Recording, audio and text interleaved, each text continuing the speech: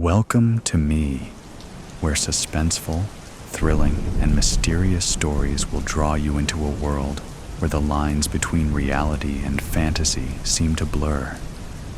When the night falls, when all the sounds gradually quiet down, leaving only your own heartbeat and breathing, that's when these stories begin. Tensions, unsolved mysteries, moments that will make you hold your breath in fear or curiosity, all are waiting for you ahead. Find a comfortable seat, dim the lights, and let this sound guide you on a journey that is not for the faint of heart. I want each of you to leave a comment sharing where you are in the world. And if you are enjoying the episodes, don't forget to give a like and subscribe to the channel now. Relax. Are you ready? If so, join me in the first story right now. To the person who buys my house. Months ago, I uprooted my entire life and moved across the country with very little plan. My wife left me out of the blue. With no tether, I cashed out my 401k and threw caution to the wind. I drove until I saw snow before deciding to try out the small town life. After nailing down a full-time job and growing tired of life in the town's only hotel, I reached out to a realtor and asked her to show me the house that's been on the market the longest. A fixer-upper was just what I needed. The realtor didn't have much information on the home outside of the basics, but I was sold as soon as I saw it. 3 stories, isolated deep in the woods. What more could a man looking to start over with a project ask for? After closing, I was given a fill folder containing all the important information. With all the standard documents was a handwritten letter from the previous homeowner. The contents of the letter have me questioning if I made the right choice, but I've never been one to turn down a challenge. I have typed the contents of the letter below. To the person who buys my house, congratulations on the purchase of your new home. Or perhaps, should I say, you're welcome for your new home. I can only imagine what type of person you may be. A first-time home buyer? A newlywed couple just starting out? A growing family looking for more space? A retiree longing to be away from the hustle and bustle of the city? Or even just an investor looking for rental properties? The possibilities are endless, but no less exciting. Just as exciting as when my late husband and I first purchased the property so many years ago. The tree covering so far off the main road made such a serene setting. We just couldn't picture ourselves living anywhere else. However, all things must come to an end. Such is life. I'm not as young as I once was. My children worried for me out here all alone. Or so they say. My oldest daughter decided the property was too much for me to care for on my own anymore, and encouraged me to move to the old folks' home in the next town. As loath as I was to leave the home we spent such wonderful years in, I could no longer argue with her. The upkeep was getting to be a little much for these old bones.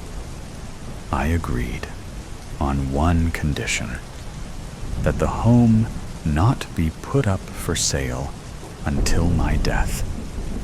So, if you are receiving this letter, I have shuffled off this mortal coil That also means that the house has most likely sat vacant for some time. In that case, there are a few matters of housekeeping you should be aware of. As you may have noticed when you viewed the property, the house is quite the old gal. Her 3 stories stand tall and formidable in the dense forest surrounding it. Though the trees tower over her, she will not be cowed.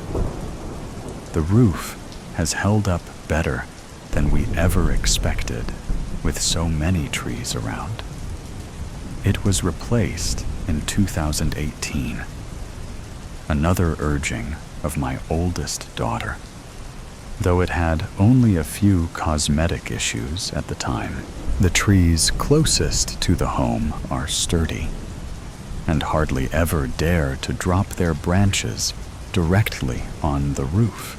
By the time you move in, it may be time for a fresh coat of paint, though I found the house does prefer to be a light blue with white trim. She likes to stand out amongst the darkness of the forest. I'll never forget the way the old gal gleamed at Christmas time, with string lights shining bright enough to light up the snow all around. Oh, I do hope you have the most wondrous Christmases there. Anyway, I've gotten off track. Yes, the house will require a new coat of paint, and I'm sure you will decorate the inside as you see fit. Before you start to move too much around, be aware that some of the items in the house have been strategically placed. For you to fully understand what a treasure you have just purchased, I feel it is pertinent for me to tell you a little story. My Reginald and I purchased the home fully furnished before any of our children were brought into this world. The first year we lived there was pure bliss. Young and in love, we dedicated almost all of our time to each other. My husband fondly referred to this time as our honeymoon phase. One of our favorite activities was exploring the vast property surrounding us. When the weather did not permit roaming, we explored the home itself, though from the outside it appears as any manor in the woods would. Inside is much to be discovered. During that first year, we enjoyed the convenience of it being fully furnished and move-in ready. But over time, I yearned to decorate, to make the space my own. Reginald, ever the obedient husband, humored me. We started by taking down every painting that hung on the walls, deciding which to keep, which to sell away, and which to simply move to a different area. That is when the first odd discovery was made. Behind a great many of the paintings, there were holes, right in the plaster walls. Some appeared to be methodically cut in perfect squares. Others, as though a fist was punched straight through it.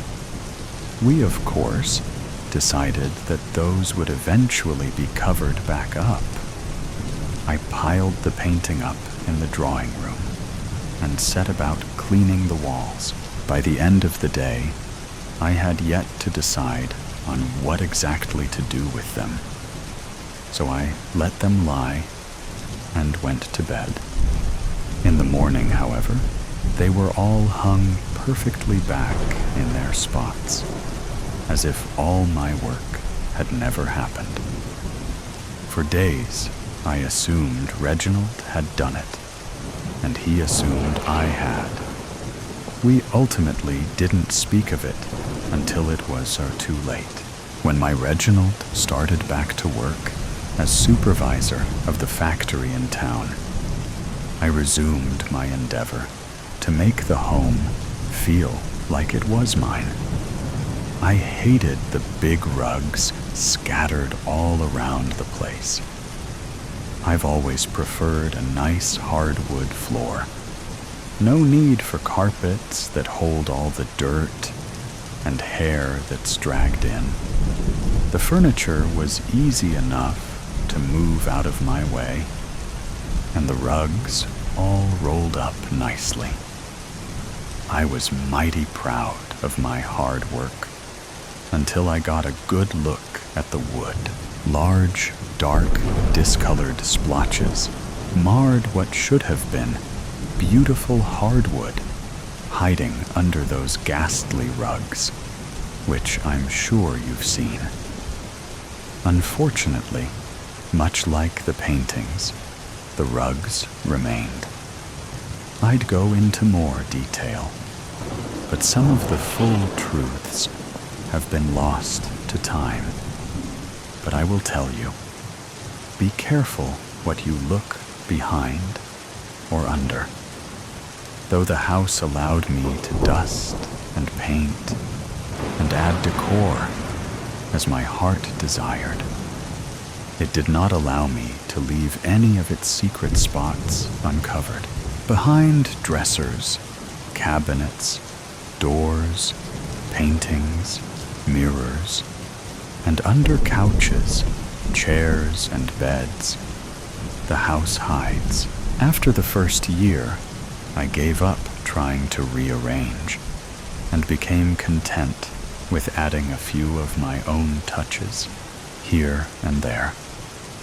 I think that once the house realized I'd stopped trying to change it so much, it settled down. For a while at least, we entered a time of peace again. But the monotony of loneliness began to get to me. Thankfully, we soon welcomed our oldest daughter. As soon as she arrived, the house awoke with laughter and joy. All hours of the night, she would giggle, and the house seemed to echo with it, those echoes long lingering even after she fell asleep. As we welcomed more children, it seemed that no matter how much we tied, the house remained scattered with toys. It was as if I'd turn my back and they'd all jump right off the shelf and resume their places on the floor. The never-ending chore of putting away made me weary to my bones. In a stroke of wisdom, my Reginald decided one summer to send the children to my mother's for a week. She lived on the coast, never one for the colder air where we chose to live. We didn't see her often, and the children did love her so. Off they went without a complaint, leaving my love and I alone for the first time in over a decade. We didn't know what to do with ourselves. That first night, it was as if we were newlyweds again. But I won't traumatize you with any of that. We felt so young again, only waking when the sun finally shone through our bedroom window, with no rush to feed the masses. When we finally emerged from our bed a little after noon, we walked into an unexpected scene. Every toy, book, pen, shoe, and piece of sports equipment that belonged to the children had been strewn about the first floor in the most uncivilized manner. There was no question that the house had been perfectly clean the night before. Our first thought was that we'd been burgled, that someone had broken in, thinking we'd all left for the coast. The only problem is, we told no one the children were leaving, and we had no neighbors to have noticed their departure. Regardless, we checked for signs of forced entry on all the doors and windows. Finding nothing, we were forced to believe it was whatever force we had once felt in our home, agitated with us once more. As you've probably ascertained, the house is very particular. We had come to accept not being able to move the furniture or pictures, but were only just realizing that the house did not like many of the new things we'd brought in either. How many times had I picked certain toys up off the floor, only to find them there again in the morning? How many times had I unfairly blamed the children for messes they claimed they knew nothing about? That morning, we saw the truth of the matter, and I knew something had to change. The children didn't deserve my anger or anxiety. They were not to blame. When they returned, I was sure to tell them as much. But before then, we had to find a way to coexist again with the forces in the house. What should have been a week of relaxation and reconnecting became a week of trial and error. On the first day, we tidied the house, putting everything back where we thought everything should go. Each room made perfect. Then we waited for the first item to fall out of place. As if the house was testing us, it took hours for anything to happen that first day. Then it started, slowly at first, giving us time to notice the items that were out of place, time to correct. It seemed to go in order of the things that bothered it the most, or maybe just the longest. The first toy to go was a set of bells we'd gotten when our oldest was small. The set was a popular toy amongst all our babies, with our youngest being nearly 8 at the time. These bells hadn't truly rung joyously through the house in years, yet they always made their way off the shelf onto the rug.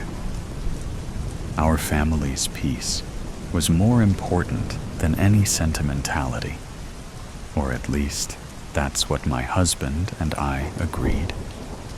And into the bin they went. Quickly, we noticed patterns. Toys that made too much noise. Shoes that left scuffs on the floor. Sports equipment that may or may not have been involved in a few broken windows and busted light bulbs. Books that sat too heavy on the overburdened bookshelves. Room by room we went, removing any and all items the house found to be offensive. It was by no means an easy undertaking. So many items had many more years of use left in them. But knowing what I knew, I could no longer sacrifice my sanity for a few boxes full of possessions. When the last box of offending items left the property, it was as if the house itself took a deep, calming breath. I hadn't quite realized just how stressed I'd been feeling. until I didn't feel it anymore. Weight I'd grown accustomed to bearing eased off my shoulders. The air was lighter, the lights were brighter, and the house even seemed to smell better. Not that there was a noticeable bad smell before. Everything just felt better. That night, Reginald and I slept deeply for the first time in years, waking refreshed and ready for anything. I was ready for my children to come home. This week had been the longest we'd been apart since the youngest was born. I'd spent 2 weeks in the hospital that time, but that's neither here nor there. We had 2 more days before my mother would return them to us, sun-kissed and spoiled rotten in the best way. In those 2 days, I made time to sit quietly and listen to the house the way I used to when it was just Reginald and myself. Familiar creaks and groans greeted my ears. My senses were filled with the house. The smell of wood, water, earth, detergents, fabric, food, all seemed to swirl around me. For a long while, it was all just the normal feelings of home, of any home. Every house I'd ever lived in had the same smells and sounds. I assume every house in the whole world has the same base set of smells, sounds, and lights. I knew there was something past that, though, here. So I waited. A few months back, I'd read a book on meditation, hoping to help lift some of the stress I'd been buried under. While I waited, I took a few quests from my readings. I methodically relaxed each muscle, starting at my toes and working my way to my head. I felt each breath as it traveled in and out of my lungs. I tried to tune my ears inward to listen to the beating of my heart, attempting to hear the blood rushing through my veins. That's when I finally heard the breathing. It wasn't my own. It was off-beat of mine. Reginald wasn't home. We had no pets, but the slow, deep, steady breaths were just a whisper in my ear. I focused with all my might on the sound, hoping to pinpoint the direction it was coming from. Realization dawned on me. I was all around me, as if I was inside a lung. Then, a heartbeat, slower than my own, reverberated around me. Slowly, I opened my eyes. What I saw changed everything. Ever so lightly, the walls billowed in and out. Ever so slightly, the chandelier above my head rhythmically bobbed, as if contracting, thrumming. Everything in the central family room moved in a steady beat. How many days had we spent in this room? The majority of our lives circulated in this room, where we were most often all together as a family, the way a family room should be used. We often joked that this room was the heart of the house, because there was always so much love here. We were not wrong. This room truly holds the heart of the home. You may think I'm crazy, but I am telling you, here and now, the house is alive. It is not haunted. There are no goblins or ghouls. The house itself is a living, breathing being, a being that I have cared for, just as it has cared for me, for more years than I care to count. You see, my daughter never believed. She did not understand. When I finally agreed that I was too old to care for the house on my own, it was because the house told me so. Not her. I was growing too old to care for it, and in turn, it could no longer care for me. It needs someone younger, someone to breathe new life into it again. And if you care for it, it will care for you. When tended to properly, it will multiply your life and give you more than you can ever imagine. I do hope Carmen found the right person to take on the challenge. I pray the house does not miss us too terribly much. If you follow the rules, then it should grow to love you, too, I'm sure. With love, Cynthia. Rule 1. Don't move the furniture. Rule 2. Don't leave any holes uncovered. Rule 3. Don't make changes. Only fix things that break. Rule 4. Don't put anything on the mantel in the bedroom. Rule 5.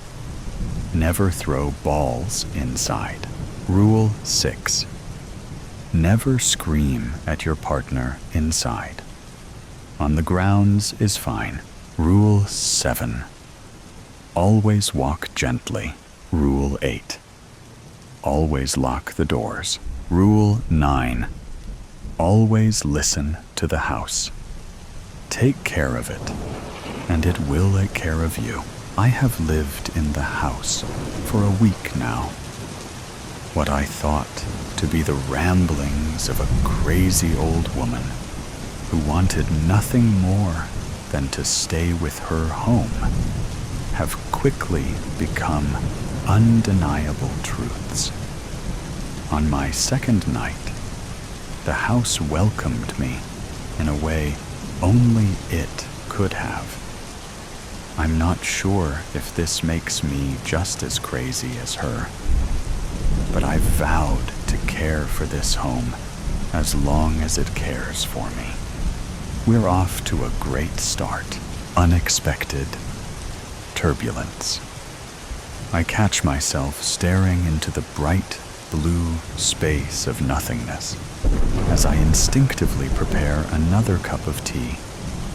Balancing myself with a wide stance, the tea swoops up around the cup, teasing a spill, as I manage to place it down for the woman in 12D.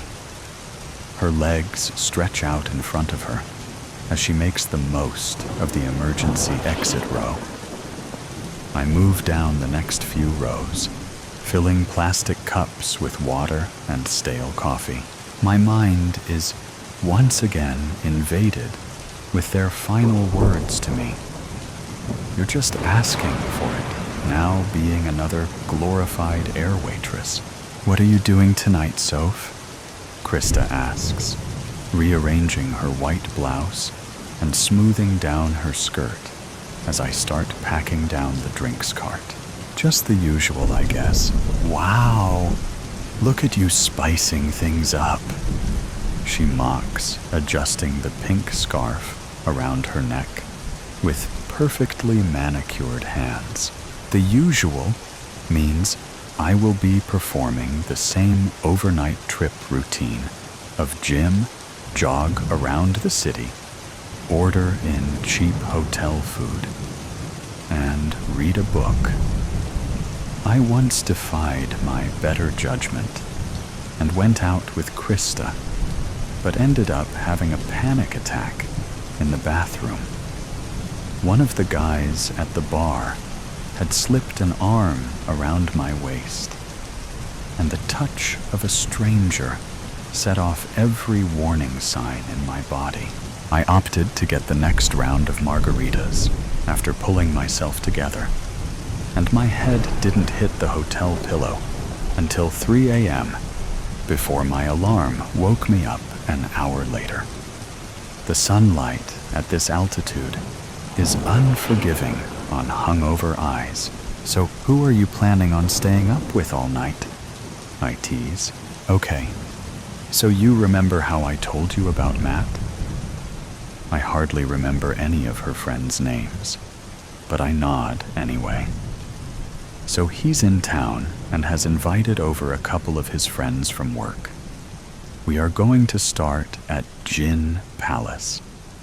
You remember that cute place, right? Hidden door in the alleyway, a few lanes down from the hotel, bookcases on the wall, house music, and those huge wine glasses I like, but with all different types of fancy gin and tonics. With my back to her, as I stow away the trolley, I realize she's waiting for my confirmation. Oh yeah, I remember. Nice place. Unbothered by my obvious lack of interest, she continues. Anyway, we are starting there, and then we're trying a new spot nearby. Apparently, one of his friends knows a club that is all completely glow in the dark, and she's cut off by the sound of the seatbelt light turning on as the captain announces we are likely to experience turbulence.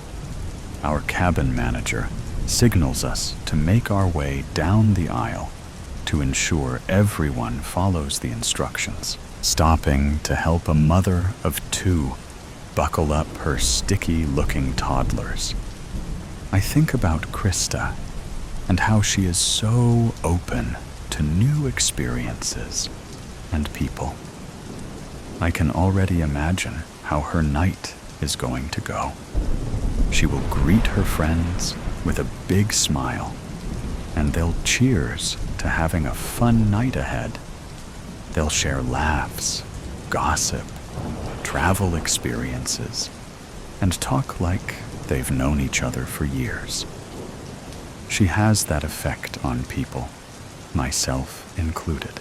A commotion seems to be happening down the back of the plane, but it doesn't sound unusual. It's probably another disgruntled passenger complaining about being restrained by the seatbelt sign. Sounds like another safety rebellion happening. I joke quietly as I meet Krista in the center of the cabin. Actually, it's some fancy businessman with an accent complaining he was assigned the wrong seat. She rolls her eyes. I think he's European, but not the sexy, swoony kind.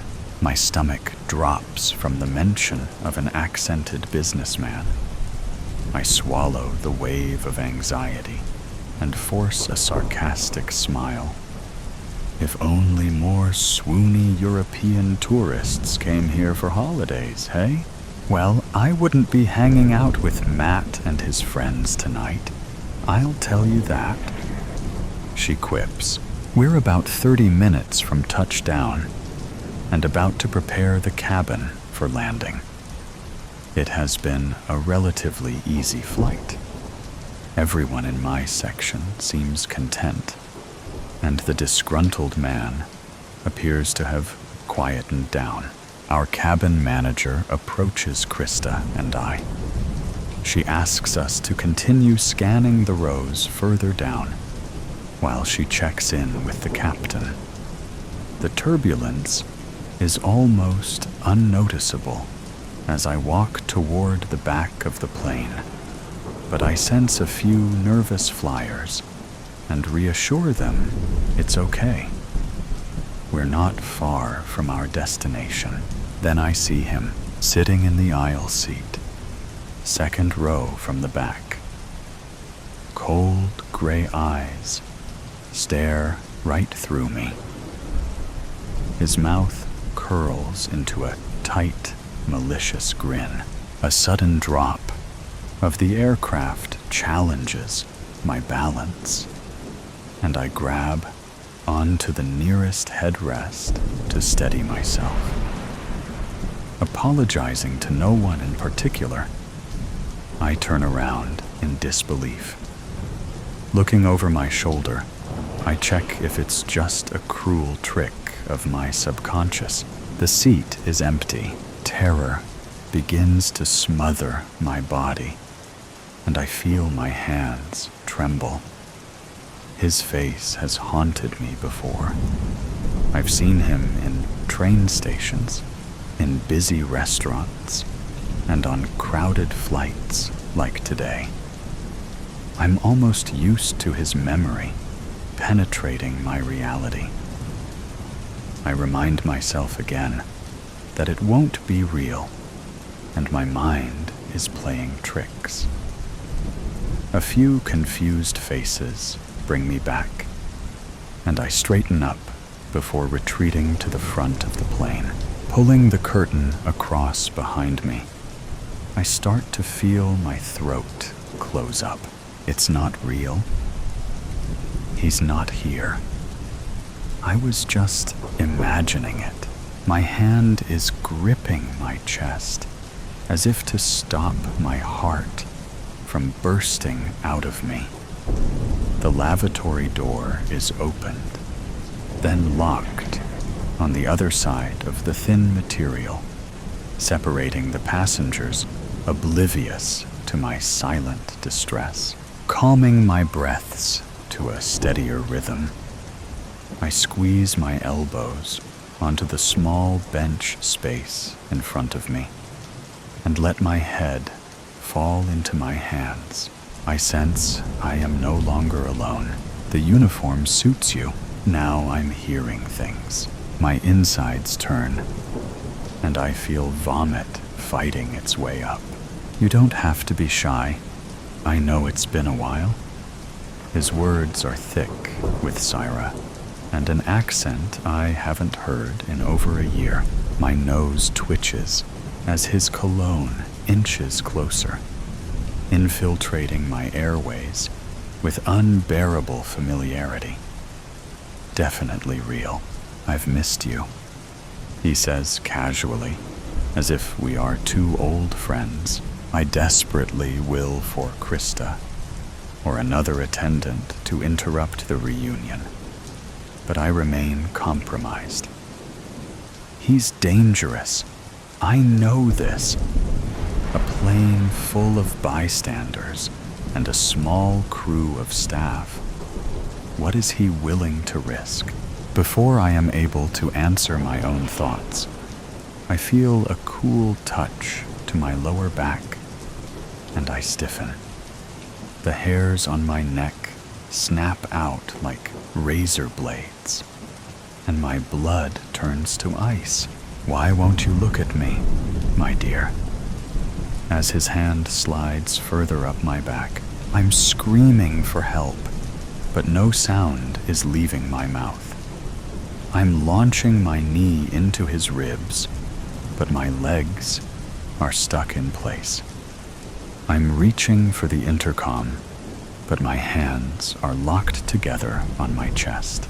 A jolt knocks us both off our balance, and I'm able to swing out of his touch, only to find us face to face. He's shorter than I remember. Silver flecks scatter the sides of his thinning hair. He's even uglier than I remember. Sir, you can't be back here.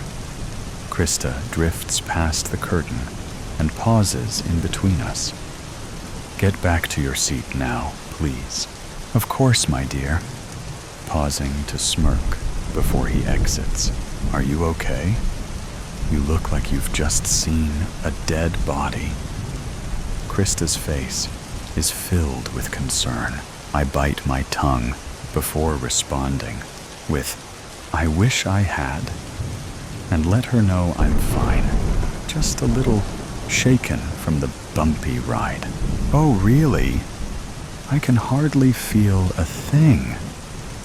She moves over to the CID's system and sets the lavatory lights to red. We'll be descending soon. I straighten up my blouse and pat under my eyes to make sure any signs of horror are blurred into my smooth, professional mask. So did Mr. Fancy Pants think he'd find his seat up here? What? I can hardly hear her over the ringing in my eardrums. The European guy with the accent. Was he pestering you about his seat? Oh, I force an eye roll. He just came too far up looking for the bathroom. Well, you'd think he's a regular flyer with that attitude. Wouldn't he know where the lavatories are on these planes by now? I shrug and move past her, pretending to be busy conducting final checks on the food and beverage lockers. Krista announces the instructions for our descent across the cabin intercom, then turns to me. "I'm just going to do a final rubbish collection and seat check. You want to just wait here? You look a little pale." "Yeah, if you don't mind." "Thanks." I move to open up the jump seat and begin to strap myself in. "Damn," I mutter. I forgot to pull back the curtain. My hands are still shaky from the monster behind it. I begin to release the seat belt and stand up, taking a deep breath in before I reach up for a handful of fabric. But a hand grabs mine first. My weight is suddenly whipped out from underneath me, and I'm falling. A wicked crack erupts from behind my ears. I can feel something warm and wet trickle down my back. "You thought you could run away and I would forget about you?" He's hovering over me. Did anyone hear me fall? Bringing his slimy fingers to my face, he strokes my cheek. Paralyzed. I'm trying to run in a bad dream, but my legs won't move faster than a walk. I'm being chased, but my body has no sense of urgency. My mind is fighting to control a faulty vessel. His hand on my thigh makes me feel 18. "Oh my God!" I hear someone shriek. She fell. I was just checking on her. "Sophie, are you okay? What happened?" Krista bends down next to him, and I struggle to focus on which one of her swirling faces is real. I want to tell her to call for an emergency, but I can't seem to gather the words. She's an old friend. I can keep an eye on her if you get a first aid kit, he says, maintaining his cool composure next to me. Looking directly at him, she says, "Sir, you need to leave right now."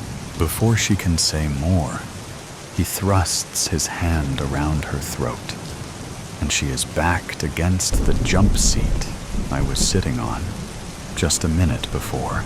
Awful screeches escape from her mouth as the veins grow by her temples. Her eyes search desperately.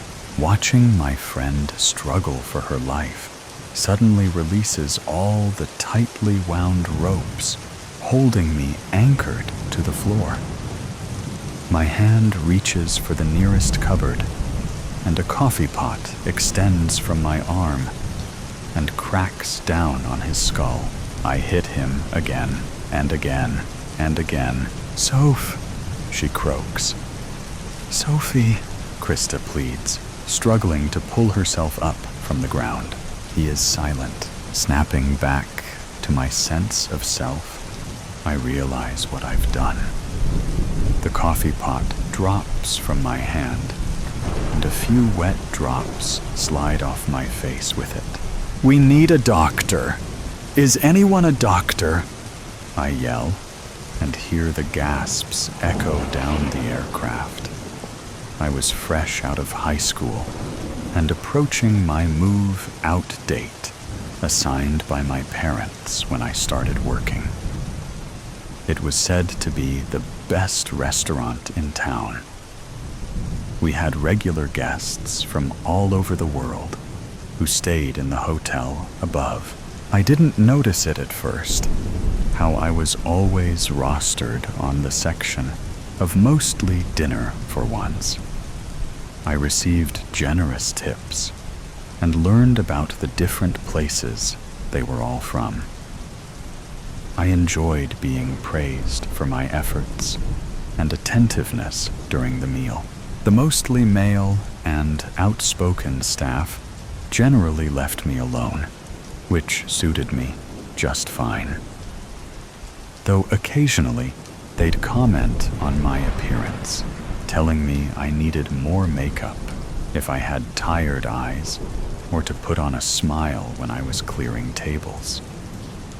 The manager would joke about my tight ass and even grabbed it once to check the merchandise in front of the kitchen crew. Mr. Ackerman would arrive every night at 5 p.m. and order a glass of Syrah when he was in town. He'd sink into the couch at the bar and chat to the staff about life in Europe and his work in the oil business. I caught his eyes scanning my movements a few times, but we didn't speak until I was placing the napkin at his table and asking, "The usual again, sir? Make sure you take good care of him." I was frequently reminded by my manager, Colin. At the mandatory Christmas work party, we had dinner at a local pub, and Colin insisted we joined him for drinks after.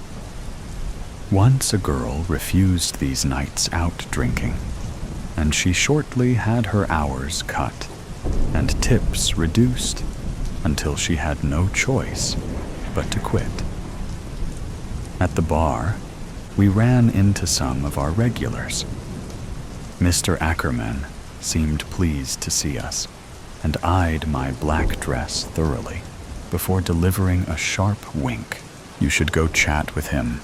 Keep up the good service, you know," my manager instructed with a pat on the ass, a glass of wine in hand. Courtesy of the man next to me, I sat there, struggling to answer the questions over the blasting music. I noticed how misplaced Mr. Ackerman was in his business casual attire, surrounded by partying patrons, 10 or 20 years his junior. "Sorry, I didn't hear you."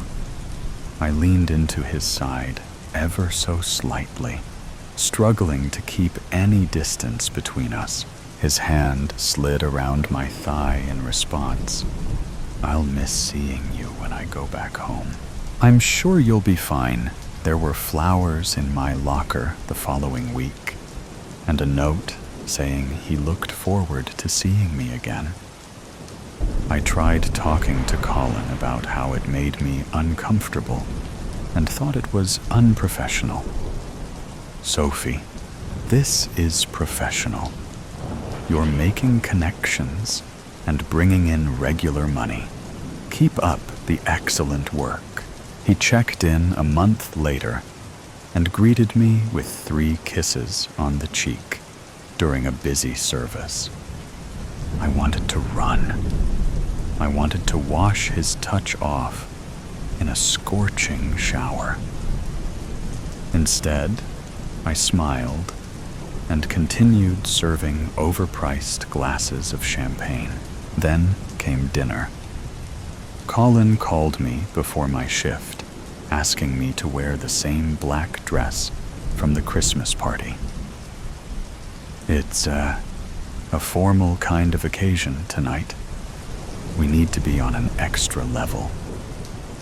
Too afraid to disobey, I reluctantly arrived with black kitten heels to match, only to find I was to be served that night instead of serving. Promised my pay as usual, plus a tip from the foreign businessman. I followed orders. We sat at the candlelit table and discussed his travels and work in the private dining room. I actively avoided any conversation directed back to me. A package with a silver bow was placed between us when the plates were cleared. For you, my dear. I carefully unwrapped it to find an expensive-looking perfume. Only the best for my favorite girl. I don't know what to say. Forcing a smile, which ached my entire face. Say nothing, he whispered, pulling my hand toward him before placing his lips on my skin. I resisted every urge to whip it away and smack his jaw, but I felt another pair of eyes on me.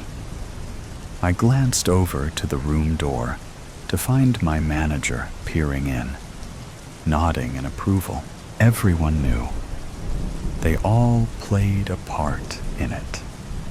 They helped print letters, deliver flowers, and even gave him my phone number. I was a pawn in their game. Mr. Ackerman must have offered more money than I could have imagined to the entire hotel staff. What other motive did they have? Or was it just a funny joke to them? What followed in the months after will stay with me for the rest of my life. I eventually cracked the morning after being requested to join Mr. Ackerman in his room for the night. I burst through the lobby and headed straight to the manager's office. I'd saved enough of my generous tips to book a flight to the other side of the world with an approved visa and an interview with an airline. I could finally escape. Colin laughed in disbelief of my resignation and career change. You're just asking for it, now being another glorified air waitress. I dropped my apron on his desk and left without another word, going over the interaction in my head, making sure I didn't let it slip where the airline was based. The thud of the wheels touching down sends excruciating pain up my scalp as I continue applying pressure to my wound. Krista is sitting opposite me with her face slowly returning to color, squeezing my hand. The emergency services are waiting at the gate, and I brace myself for the chaos about to erupt when we open the doors. I don't know what is going to happen. All I know is that my chest feels lighter, and I can breathe again. I dreamt of heaven. There's a smell to death. And I'm not talking about the stench of rotting fat and escaping gases. It's the smell of death's presence. It changes the air molecules to make them sour. They slice your nose as you inhale, and they grate against your skin as you walk through its cloud. The effect lingers. The more bodies, the more intense it is. Like a heat map of last breaths. There wasn't a pure atom in the basement. It was suffocating. I was sitting against the wall. My dead eyes pointed to the sky, and my dropped chin pointed to Earth's core. My hands were blue, and my face was pale. My legs were twisted in such an uncomfortable way, but there was nothing I could do. Literally. I couldn't even breathe because there was no breath to circulate, and my blood could no longer flow because most of it was on the wall. So it seemed that I would be uncomfortable for eternity. But what's new? Even when I used to lay in the most comfortable position on a bed of clouds and fat puppies, it would only take an hour before I was forced to move again. Comfort is only a distant hope, after all, occasionally swooping down to give us a kiss on the cheek, only to fly away again. It offered a good chase, at least, but now it's gone, and it's never coming back. I can see its wings flap and flap, but its image only shrinks. Goodbye, little bird, and so my legs will stay. I don't even know who these people are next to me, beyond being an undesirable, of course. I always thought it would be my wife or children. Hell, even a neighbor in their place. But who are they? I don't know them. I've never seen them in my life, except maybe a passing glance or so. And yet, here they are. No one would ever want to imagine their coffin being shared with strangers. It's not fitting, I'll tell you that. And who pulled the trigger? I didn't recognize any of them either. When a man is put in such a position as I, isn't the smallest, most bare minimum honor you could give him is to at least let him see a familiar face before the black veil is draped. Even a simple photograph would suffice. Does their cruelty know no bounds? And what a disgusting day for it to happen. A clear, warm week ahead without a cloud on the radar. Yet they chose the only stormy day as the day. The rapping of the rain against the basement window was incredibly distracting, and all I had to do was stand still.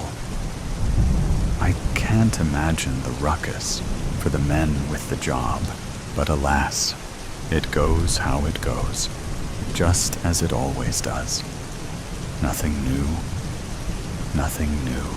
When my consciousness expired, there was a very bright light, just as you're told that you would see. It was like I was tied to the nose of a rushing train that was exiting a tunnel. I wasn't scared.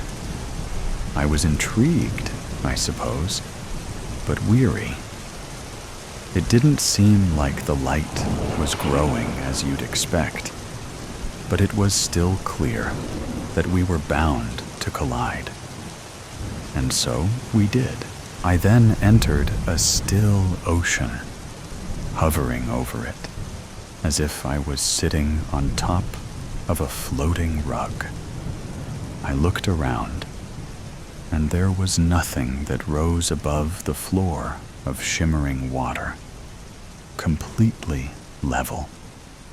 I waited for some sort of figure to appear, an angel or guide, but no one came. I was alone. There was a thick white fog, more of a cream color, actually, and it was smothering everything, especially the horizon. The sky was the same color. I suppose it was more of a calm mist than a fog, if that makes sense. I stayed above the water, simply watching the mist, and I found myself entirely at peace. There was no tension or wonder. It felt right, natural, ethereal. Then the day succumbed to a wicked night. Everything was dark and ugly. But something in me knew everything was there, just as it was earlier. The water danced in an invisible moonlight, and due to the darkness, it was no longer water, but an eerie liquid. For the first time, I became aware of the possibility that the liquid might touch me, and it was terrifying. I couldn't say why. It's the same experience as seeing a familiar item in your bedroom turn into a demon when the lights go off. You know what it is and what it isn't, but you have nothing to prove it. And so, it was a demon. I found myself on the run again, but the reins were still out of my control.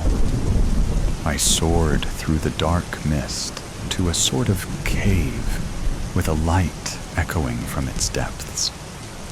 Yet this light was only an illuminance in its vibrancy and not color. It was blacker than anything else in sight. You could shine the most intense beam of real-world light into the cave's exhaust, and the darkness would devour every ounce of it. There was no overshadowing its power. I was slurped into this cave like blood down a drain, and when I woke, I was surrounded by 4 things. They were human in their shape and size, but their faces and direct appearance were revolting, like bloody brain matter paired with the sensation of swallowing a razor blade. It's impossible to convey their grotesqueness, and they were in pain. They were suffering, whatever they were. I was lying flat on the cave floor, looking at them, all standing over me. They were studying me in teary-eyed horror. Just as I studied them, they were afraid and sad and grossed out. I was a brutal crime scene, and they were an innocent child. Their spirits yearned for an opportunity of hesitation, while their bodies functioned autonomously. They lifted me up like I was in a stretcher. Then they carried me through the cave, mostly keeping their vision to their path of travel, but occasionally sneaking a glance against their will at whatever I was to them. They placed me on a cold table and backed off, fighting themselves to sever the tie between their eyes and me. Then they were gone. All I could see was a wet cave ceiling. I knew a figure was next to me.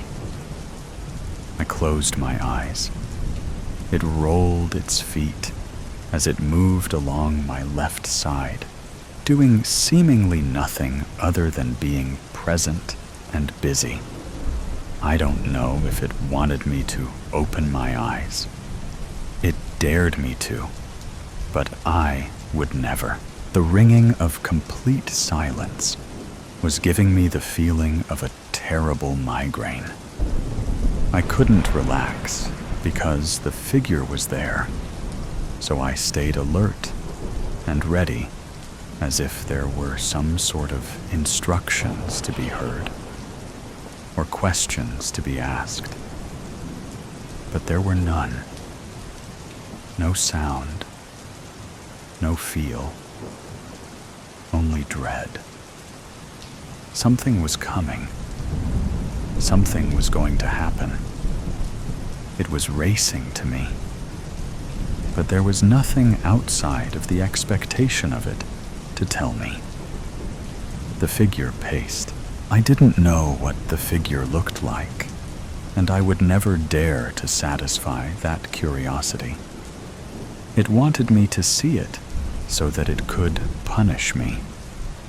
Like a bully hovering in your peripheral vision, waiting for you to make eye contact so it could warrant abuse. But the figure, what abuse was in its arsenal? I was inflating with the shivers of dread, the heat of its vibrations cooking me like a bowl of popcorn. The figure was by my feet, my unprotected, naked feet. It wasn't doing anything yet, but of course, it was getting ready for something. Something big. I never realized how soft and sensitive the skin on my feet was until then. I expected the Lord to be here, but he wasn't. What are the rules if the rules I lived by didn't work? I don't even know if I had skin or a body or anything other than my perception. I would never open my eyes to see.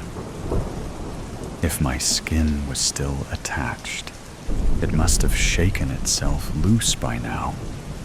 Trembles of this magnitude would bring down even the strongest city.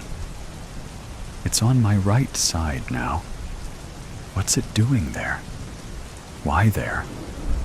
My left side is empty, exposed, naked.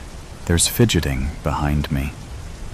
Metallic clinking, shuffling. But it's delicate and gentle. There's no rush to it, like an assassin taking his time to thread on a suppressor. His mind is in the clouds, and his hand is on the gun. How could one smile in a time such as that? The figure isn't smiling, though, I'm sure. It's all business for it, nothing more. A freezing chill tickles my scalp, near where the figure is hovering. What is it doing? Wait. It left. There's no door to close, but some sort of barrier is now between it and me. It's gone, but I can still feel it moving through the cave, as if I have a map of its layout. I'm alone. My eyes will stay shut. I've decided it. I'm not risking it, not for anything. It'll come back. The figure, it'll come back without a doubt. It's getting something for me. I know it. But what? Or is that it? Is it done? Or will there be more? Has it even started yet? What is it? I don't know anything, but I know enough to not be ignorant. There's something coming. It's on its way. But why am I here? What is here? Does everyone go here? Oh, it's back. The figure is back. I've said too much. I noticed him the first time at the coffee shop on 3rd Street. He sat 2 tables over, stirring a cup of tea. He never drank.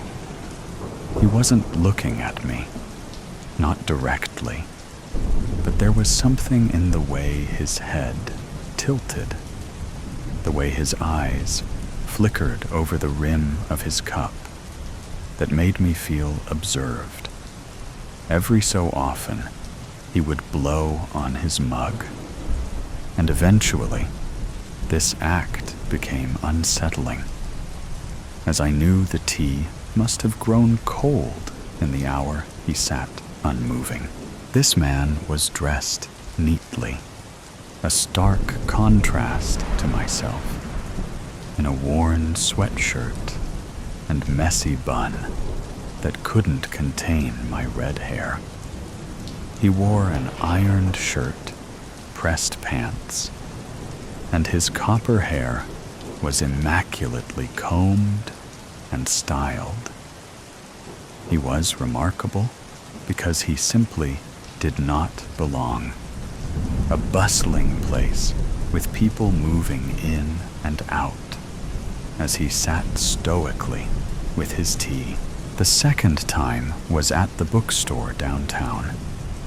I was running my fingers along the shelves, searching for something to pull me in. Recently, I've been drawn to the paranormal and had moved into horror. It was terrifying, yet intriguing, as I began to imagine all there is out there that is unknown. As I perused the back of the latest Awad novel, I saw him standing in the philosophy aisle to my right. He wasn't reading, just tracing the spine of a book with one long finger. When I walked past, he looked up. "Not your usual genre," he said, nodding toward the horror novel in my hands. I frowned. "Excuse me?" He tilted his head. "You usually read literary fiction, something with layered metaphors, quiet heartbreak."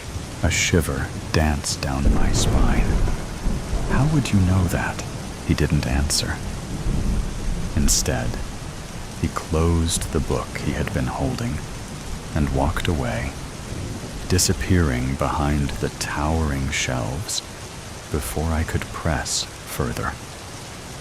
As I followed him, his pace quickened, dressed in seemingly the exact same clothes as days before, with a steady, strong step.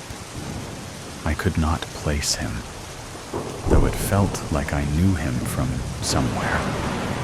In my haste, without noticing, I had run into a display. As the books scattered to the floor, I muttered apologies to the staff member who ran over. I quickly looked up, and he was gone. By the third time, I knew it wasn't a coincidence.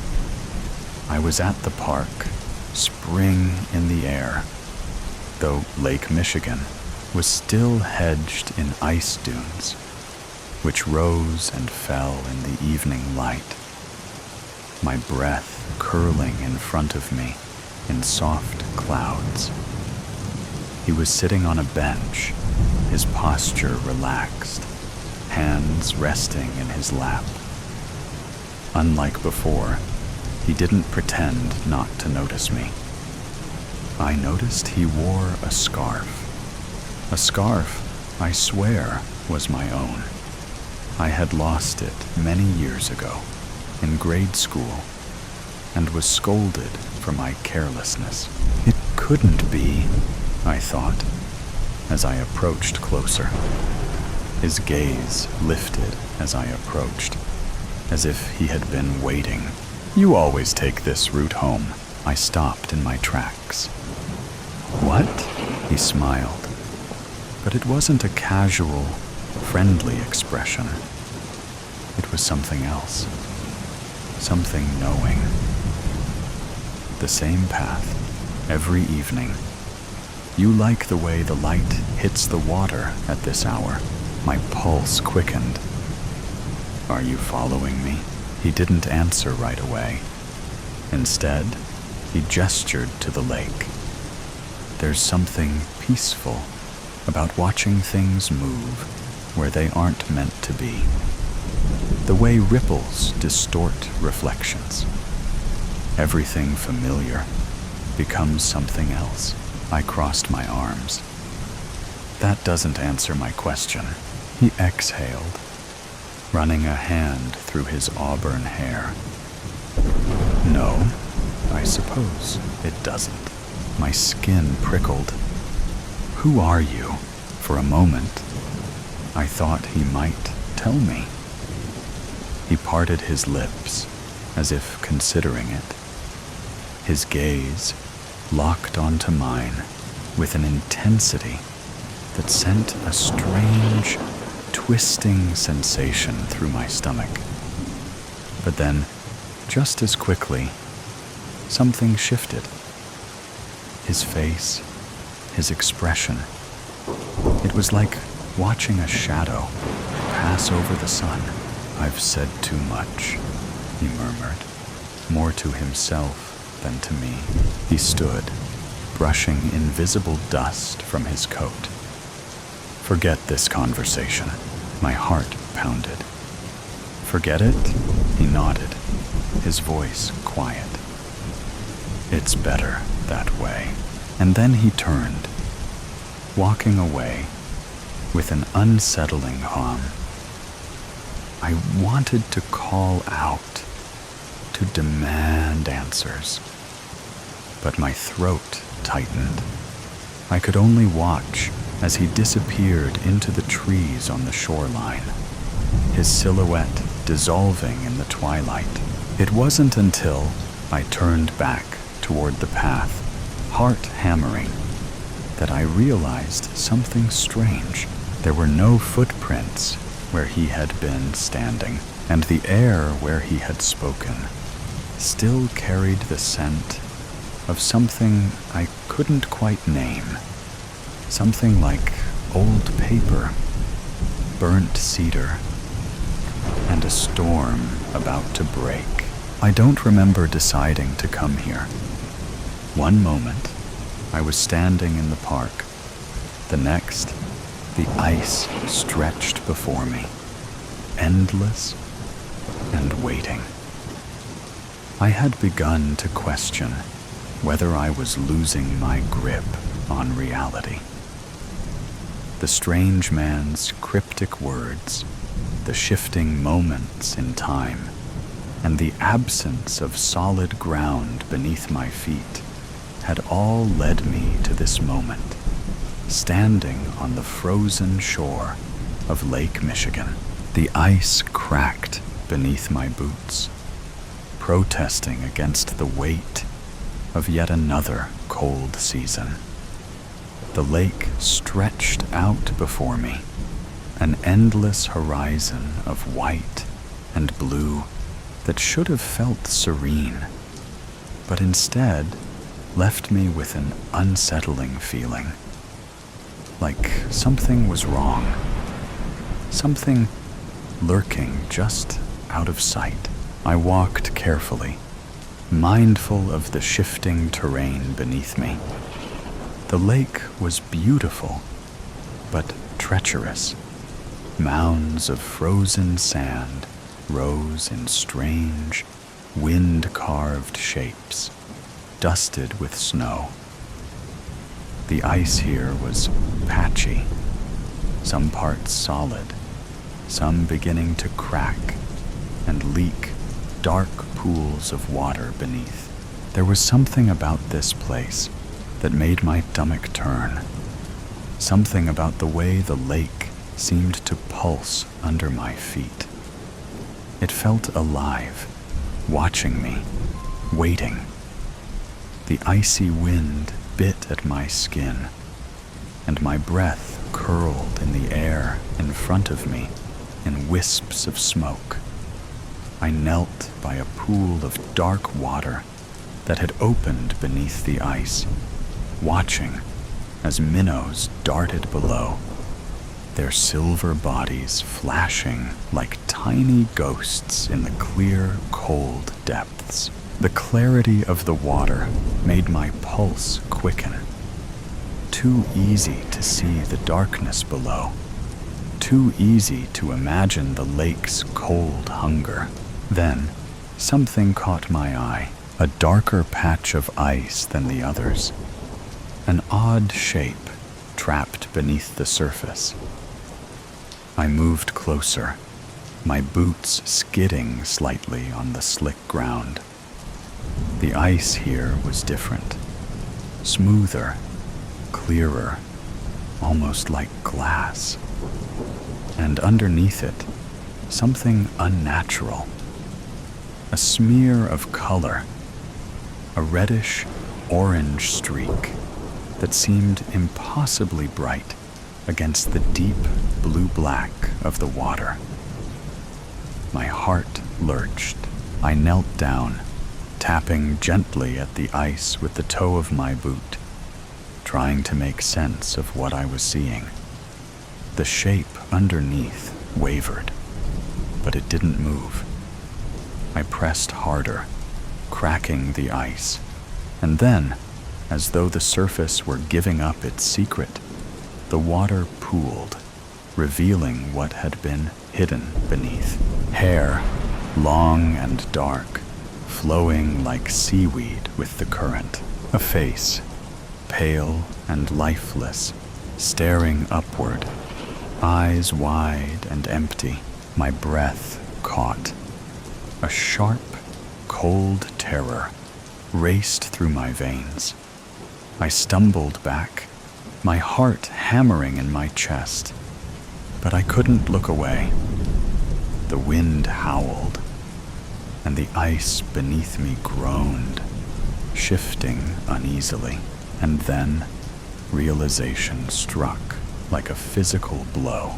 The woman under the ice, frozen, lifeless, was me. A strangled sound left my throat. My mind recoiled, trying to reject what I was seeing. But there was no denying it. It was my own face staring back at me, my own vacant, sightless eyes, trapped beneath the ice. A whisper cut through the howling wind. "Do you understand now?" I turned sharply. The man was there, standing just a few feet behind me, as if he had always been. His expression was unreadable, but something in his eyes, an ancient sorrow, a knowing, made my stomach churn. "You weren't meant to find this," he said quietly, his gaze flickering to the ice, to the frozen image of me. I shook my head, my pulse pounding in my ears. "What is this? Why is she? Why am I?" "You've been lost," he said softly. "Lost in time, lost in memory. The past and future bleed together. You are the woman under the ice, and yet you're still here, trying to find your way." A deep, pulsing ache settled in my chest. My breath came in short, shallow bursts. I wanted to reject his words, to turn and run, but something about them rang true in a way I couldn't explain. I opened my mouth to speak, but something flickered in my peripheral vision. Movement in the ice. I turned sharply, expecting to see the body beneath me shift. But what I saw instead made my blood run cold. Reflections. Not just one, but many, scattered across the ice in broken, distorted fragments. My face, but not as it was now. Older, younger, crying, laughing, standing somewhere else entirely, flickering like a glitch in time. 100 versions of me trapped beneath the surface, shifting and blending like ripples in the water. One version of me didn't flicker and vanish like the others. She was staring back, her mouth moving soundlessly, like she was trying to warn me. My hands trembled. "This isn't real," the man sighed, as if he had been expecting this reaction. "What is real?" he murmured. "Is time so linear, Alex? Can you really be sure you're still the same person you think you are? Or have you already crossed over?" My pulse slammed against my ribs. I wanted to deny it, to tell him he was wrong. But something inside me knew he wasn't. The lake groaned beneath me, the ice fracturing in slow, creeping lines. The world tilted, unsteady, and for a moment, I felt as though I was slipping between the cracks, the space between past and future collapsing around me. I turned back to the man, searching his face for some kind of anchor, some kind of answer. "What do I do?" I whispered. His eyes were solemn, unwavering. "You come with me. There's only one way to move forward." The words hung in the air, heavy with finality. I hesitated, my gaze flickering once more to the frozen version of myself beneath the ice. A life lost, a path already taken. But if I stepped away, if I turned back now, would I ever get another chance to change it? I swallowed hard. My fingers curled into fists at my sides, and then I nodded. The man held out his hand, and I took it. "They're coming. They're coming." The whispers carried by the wind, the repeat of words started yesterday morning, from the moment my bare feet touched the wooden planks of the wrapped-around porch. The corn swayed slowly. Anticipation, knowing they would soon pick up their speed. Sounds of the horses shifting around the fields, anxiety fueling them. They knew just as well as I did what was to come. The clouds in the distance were dense. The light around the house shined bright for now. The blanket of clouds would take that away. Soon, too soon. The pitter-patter of little feet sounded from behind me. A hand wrapping around my finger, giving a slight tug. Her bright blue eyes would be boring into me. Those beautiful eyes she adopted from her father. If only he was here, they wouldn't be coming. They would leave us be. They would keep their distance. They knew what the consequences were, but no contact, no letters, no information of where he was or when he would come home, left us in the foreboding shadows. The war was bound to come. Unfortunately, we knew that. The day the papers came, he looked at me. The look of knowing all too well. He would be called upon, leaving us to fend for ourselves, while he went God knows where, to defend the great land we call home.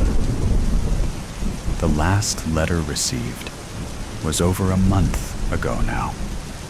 We sent one in return within the week. concerns, the officers, would come bringing devastating news, filled the house, weighing the air down. Another tug released me from my trance. I looked down, mustering a smile as best I could. Guiding her back into the house, setting her up in the chair for breakfast. Eggs, toast, and fresh bacon from one of the sows lay in front of her. Coffee was the choice for me. Hunger was gone. I felt nothing of the sorts. Thirst controlled me. Coffee, water, and milk satisfied me for the time being. A bang sounded outside. My eyes snapped to see through the fogged window from grime. Something else to add to my list of things to do. The dust and dirt picking up from the fields created a layer. A goat was taking time to practice butting again, lining up to go again with one of the poles surrounding them. The clouds were closer. Too much to do before they would be here. Too little time. Another tug, this time my dress. I felt the hole in the side tear a little bit more. Another thing to fix around this place. I turned. Her shoes were on her feet, and mine were in her hands. The plate behind her was polished off, and the cup with remnants of milk sat beside it. Her head cocked to the side. A nod returned. Sliding my feet into my boots, we headed out to accomplish the never-ending tasks plaguing us. Night fell quickly, and the clouds were almost here. By morning, they would be on top of us. The sounds of the restless animals in the barn through the open window next to my bed. Creaks of the old house moving with the wind called out in various parts. The nerves, the knowing of what's coming, getting to me, all while she slept peacefully in her bed. No worries in the world, aside from making sure the animals were happy, and her father was okay. The adolescent hopes and dreams occupying her mind. Mine was screaming at me. Too many thoughts, too many fears, all flicking through, ready to explode out. The hope of tea helping the pain and pressure, all while it did nothing at all. It usually did not. But I lived by it, as my mother had too. Lessons she taught me, guided me quite frequently. That being just one of them. They're coming. I shuddered with the wind as it brought that news. Constant reminders. I wanted to scream out. I know all too well. Instead, I stayed quiet, fighting to go to sleep to earn some peace. Peace would not come, however. My dreams would be filled with thoughts of them coming. My husband, my child not getting everything they need. The idea of peace is just that. An idea, a hope. There was none for me. The sounds were pounding by the time my eyes opened. Light barely came through the windows. The clouds were here, and so was the shadow. My feet pounded, carrying me out onto the porch. The corn stalks now looked like they were laying down, the wind rearing its ugly face. "They're coming, they're coming, they're coming!" The words pounded into me. My eyes watered, dirt flying into them. I felt my way to the sink, rinsing them out as best I could. Turning, she was behind me again, head cocked to the side. Quickly fixing oatmeal, she ate while I worried. Opting to give her time off today, I set her up with her favorite things in the living room. Not before getting her dressed in her Sunday best. No hair out of place, and a bow matching her shoes. The wind howled outside. "They're coming, quickly." I needed to get everything done, quickly. Forgetting my shoes, I headed to the barn, multitasking, not without dropping things. The grime now covered me, just as it did the windows. Hurry, you must hurry. Stepping out of the barn, a cloud of dust was nearing. Pounding of horseshoes coming down the way, carried with the wind, just as the words did. "They're coming." Minutes, a matter of minutes, and they would be here. The dust rounded the drive at the far end of the field. My feet ran me into the house and to the bathroom. Grabbing a cloth, I wet it down and scrubbed at my flesh. The grime coming off, slowly it felt. I was running out of time. Finally, getting the last mark off, I put my Sunday best on, running my fingers through my hair. Standing in the doorway, she was beside me, watching the cloud of dust get closer. "They're coming." The wind howled again. "They're coming." The hunt never ends. "You thought that we wouldn't find out, didn't you?" the note read. The man had shivered when he had read those ominous words, as perspiration began to drip down from his temple, the salty liquid seeping into his eyes and temporarily blinding him. "This is the end," the man had said to himself in an agitated, trembling whisper, as he looked down at the sheet of notepaper which had been left on his office desk. He glanced around at the other employees to see if anyone was looking his way, giving him some indication on who had left the message. But all of them were engaged in their own little world of toting up the facts and figures which were constantly coming through on their computer terminals. What had caused this man to turn deathly white and feel so nauseous? How had those 9 little words on the page that had now turned his world completely upside down come to cause him so much anguish and despair? That unhappy event had happened a week before.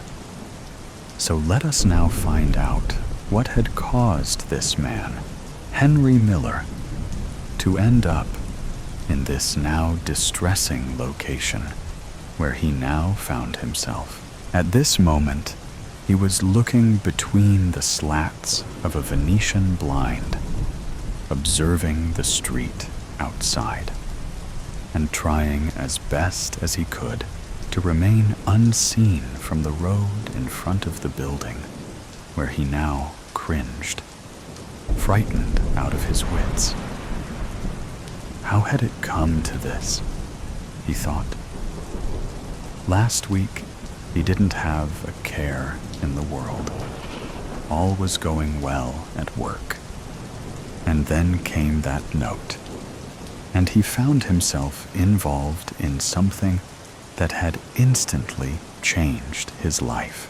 And now he was on the run, constantly looking over his shoulder. And at this moment, hiding in this abandoned building, a structure that had a large sign outside stating that it was condemned and would shortly be torn down. So, how long could he remain here before he had to find another place of sanctuary? The year is 1948. The war is over. After 6 years of bloodshed and butchery by a psychopath and his evil, willing collaborators, during which an estimated 80 to 100 million people had died or been murdered. The Nuremberg trials had finished, and many, many hundreds of German Nazi war criminals had found justice on the end of a rope for crimes against humanity. Then, there were some who had decided that a cyanide pill was a much quicker way to escape the noose of retribution.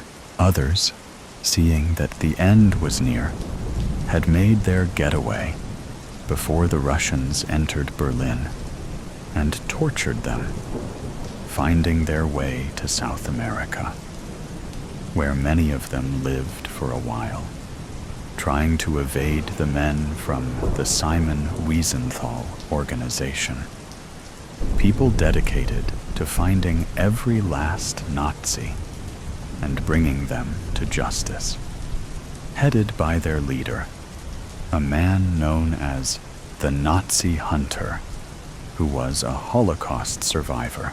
Even though many years have passed, the hunt still goes on, still finding those vile and depraved monsters, a subspecies of the human race.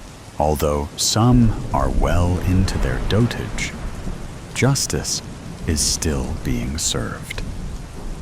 A particular case in point is the case of Adolf Eichmann, who, along with Heinrich Himmler, was the architect of the final solution, where 6 million Jews were sent to the death camps, only to be gassed, their bodies cremated, and the remains crushed.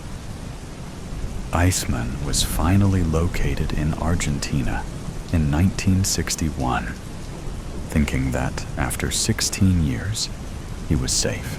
But justice caught up with him, and he met the Grim Reaper on the end of a rope a year later. But returning to Henry Miller, a man who had changed his name from Henrik Mengele and who had managed to escape from his home in Germany to live in Spain, a neutral country during the war, just after the conflict had begun. The surname he was born with, Mengele, was the same name as the man who was once revered by the Nazi Party for his inhumane and horrific experiments on unwilling participants. The infamous Dr. Joseph Mengele, a man given the name of the Angel of Death, a man, if indeed he could even be called that, who performed appalling and unspeakable experimentation on live inmates of the concentration camp at Auschwitz. Most of those subjects dying a lingering, painful, and agonizing death, all in the cause of making the so-called German master race into a nation of blue-eyed, blonde, Aryan supermen. But what had caused Henry to be reduced to his present situation? It was all due to that one large letter that he had found on his desk just over a week before, which caused him a great deal of torment. He had read the words, his trembling hands trying to stop the shaking that was coursing through his body. The words that read, "You thought that we wouldn't find out, didn't you?" For many years, he had feared that maybe someone, somewhere, at some time, might find out about his namesake and make his life a living hell, maybe even murder him, with the idea that he was in some way engaged in the work carried out by that misguided and psychotic mass murderer, and had, somehow, missed out on receiving the same fate that had befallen the other members of the Nazi death squads. But he had been so careful, and had never told anyone of his former name, or his possible relationship to the Angel of Death at Auschwitz. So, how could someone have found out where he lived or worked? The only way out that he could think of was to go on the run, getting well away from anyone he had worked with and from where he had lived. He had no plan, just a crazed idea that he must stay out of sight in this empty building before he made his next move. All sorts of wild ideas coursing through his brain. Thoughts that he had never even dreamt about, up until now, came into his mind. It was a few weeks later in the office where Henry had formerly been employed, a place from which he had mysteriously disappeared some time previously, without explanation. One of the other employees who had worked with him had just read an article in the newspaper that had shocked him. It mentioned that his former workmate had been found dead in an abandoned building, having seemingly committed suicide by ingesting a cyanide pill. As tears welled up in his eyes, he murmured words that he found extremely difficult to say. "Henry, what happened? Why did you do it? Just as your friends here were organizing a surprise party for your birthday. You tried so hard to keep it a secret, and you thought that we wouldn't find out, didn't you?" Black and white, the boardroom. 32 students awake in a dark room. The lights flash on. 32 fearful high school students scan their surroundings. They're in a square room. The walls are lovely nature murals. The floor is a large, square black and white checkerboard. And they're in costumes. 16 are black and 16 white. Esther starts the confused students' conversation. "Oh, my lord, where are we?" Barney, the school's head nerd, is dressed in black leather and a crown. "How did I got here?" Johnny, the high school star quarterback, is dressed in white leather and a king's crown. "We, nerd. How did we all get here?" Susie, head cheerleader, adorned in a dazzling black sequined dress and crown, clings to Johnny. "We were all at Dr. Gilbert's party, Jerry." "Right. I remember we all toasted the good doctor's birthday." "Jill?" "Yes, I can't recall much after that." Billy Joe. "The punch. I bet the punch was spiked." Sally, How did I get dressed in this? Mark and Ken are examining the walls, looking for an exit, only to find 2 bathroom door. Mayview Police Depot. The FBI Child Abduction Unit arrives at the Mayview City Police Department. Captain Montaigne, I appreciate your rapid response. Agent Joseph Klein, what have you got? Captain, there was a party at a Mayview High School mathematician's house on Friday night that the missing teens seem to have attended. Sergeant Billings, sir, they're being live streamed. Agent Klein makes a call. Agent Newton, I need your unit to find this channel's origin. I just linked to you. Live chess. A placard on the wall reads, Welcome to Live Chess 1. This is a standard 12-hour game of chess. 2. Your costume denotes your position and side. 3. Your kings are Johnny and Barney, both well-ranked players. 4. Breaks are 10 minutes each hour. The teens are quiet momentarily as they read, then break into a confusing garble of voices until Ben, a well-known school bully, yells, Shut up, all of you. They do. He continues, Who the hell you think you are?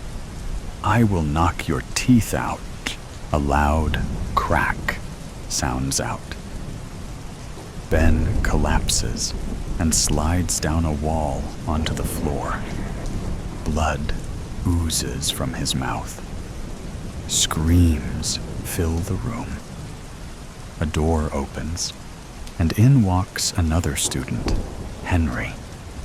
A masked man drags Ben back inside the door, then closes it. Henry, what the hell is going on? Overhead, a voice breaks in. I'm the director and judge. I don't tolerate dissidents. Now that's settled. Let's begin, shall we? Take your positions. White on the wall's time clock side. The frightened, crying teens start moving into position. Sally crying and shaking. I don't know where to go. King Barney. Over there in the second row with Susie, Jill, Mary, Gary, Ken, and Mike. You're all pawns. Voice. Well done. The clock will tick down from 12 hours for each team.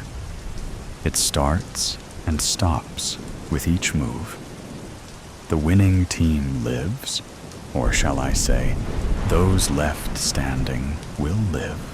Kimmy, the white king-side light-squared bishop, LSB, cries out, What does he mean?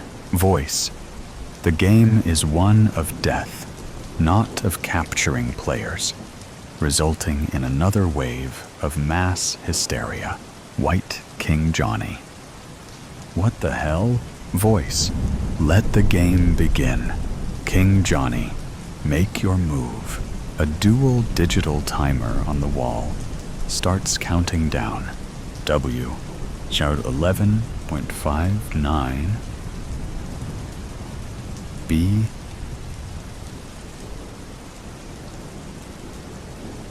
Opening. Johnny, the HS quarterback, confused and shaking, instantly decides pawn to E4. Voice. Johnny, they're more than pawns. They're your classmates. They're living people, at least for the moment. Brings another burst of loud conversing, screams, and crying. Mary runs, screaming, I can't do this. A loud crack echoes throughout the room. Mary halts, drops to the ground, and cringes down into a fetal position. Voice. Mary, that was a warning. Get back, now. She doesn't move. I said, now, Mary. Another crack erupts, and the wall splinters beside her head. Mary screams, then runs back to her square. Johnny, G, Gary, move to the E4 square. Gary, W, where's that? Johnny, 2 squares in front of you. The white one. Gary steps up to the center of the board. Barney, C5. Elizabeth, move up 2 squares. She quickly responds. That's right, the dark square. Voice. Very good. See how easy it is to play and obey. Johnny, you're up. Johnny, knight to F3. Henry, do you play? Henry, yes. Susie, Sally, excuse me, please. And he moves up 2 and over 1 square, as knights do. Barney, knight to C6. Sarah, move behind Elizabeth on the white square. Johnny, Billy, you're our light squared bishop. Step in front of me to E2. BE2. Strategy. Barney, may I ask a question? Voice. Of course. Your clock is ticking. Barney, if we capture a piece, what happens to the player? Voice. Again. It's not a capture game. It is a game of life and death. Barney, the person dies? Voice. I think you know the answer. Black King Barney. Barney, what happens if there is a checkmate without any captures? Voice. The winning team walks away. The losing team, well, they don't. Barney, can we huddle? Voice. 2 heads are better than 1. Barney, everyone who plays chess, raise your hand. The black team's bishops, Tamer and Samuel, the knights, Michael and Sarah, and 1 rook, Matthew, raise their hands along with 3 pawns, Eve, Miriam, and Luke. Barney, okay, let's huddle and discuss our next move. No one moves. Voice, you can converse during your move. The bishops and knights slowly and hesitantly walk over to Barney. Barney, how you doing? Tamar, tears flowing. Scared shitless, of course. The others nod in agreement. Barney, I didn't want to talk about the move. I know the best move with Johnny's Sicilian defense. I want to discuss strategy. If we capture a person, Samuel, they will be shot. Sarah, who is this psychopath? Luke, his voice is masked and he knows us. Michael, a teacher? Barney, I think so, but our absence must have the FBI involved. So, if we can draw out the game with no captures, Tamar, kill this sick we'll murder them. Barney, right, so let's make moves to prolong the game. Sarah, sounds like a good plan. The others nod in agreement. Barney, okay, good. Michael, let's play D6. It's a good counter to the Sicilian, and no chance for a kill. Barney, my thought as well. The teens shake in agreement. Billy Joe, Johnny is my boyfriend and aggressive in football and chess. He's good and will go for the win. Sarah, no, he won't. Billy Joe, what makes you think that? Sarah, you're on our side. You die if he wins. The players return to their positions. Barney, D6. Miriam, move up one step. W23.55.09. B23, 03. Johnny. Rose, you're our king's knight. Move in front of Jill. Barney, knight to F6 for you, Michael. Michael, got it. Samuel, you're moving so fast. Barney, it's just the opening. We can slow down during the mid-game. That's expected. Bishop Samuel. Okay, that makes sense. He may get mad if look to be stalling. Johnny, let's castle. Jill, move beside me, and I'll move to the inside beside you. Barney, shall we fianchetto kingside? Tamar, yes, good call. Black king. Barney, okay, Daniel, step up one square to G6. Next, light squared Bishop Billy will move behind you to G7. And then we will castle. Johnny, Mary, step up one to back up Gary. D3. Blacks, Bishop Daniel slides over to G7. White King Johnny. We're still opening. Our stance in martial arts terms. Bishop Kimmy, slide in front of Bishop Billy. Black King Barney and Rook Matthew switch sides to castle. FBI Captain Montaigne. It has been 24 hours since 34 high school students were abducted. Dr. Gilbert's neighbors have only revealed that he had a large cargo truck that was heard leaving his residence in the early morning hours after the party, then disappeared. Agent Klein. Dr. Gilbert is a millionaire who does not need to work. He withdrew vast amounts of cash over the last few years and spent his weekends away. Where to? We are seeking to ascertain, along with tracing the video feed. We see the students are all alive, except one. Live chess has gone viral. We are hesitant to shut it down, as he may retaliate against the kids. Officer Dave. Yes, he shot one, and Celia is missing. Agent Klein.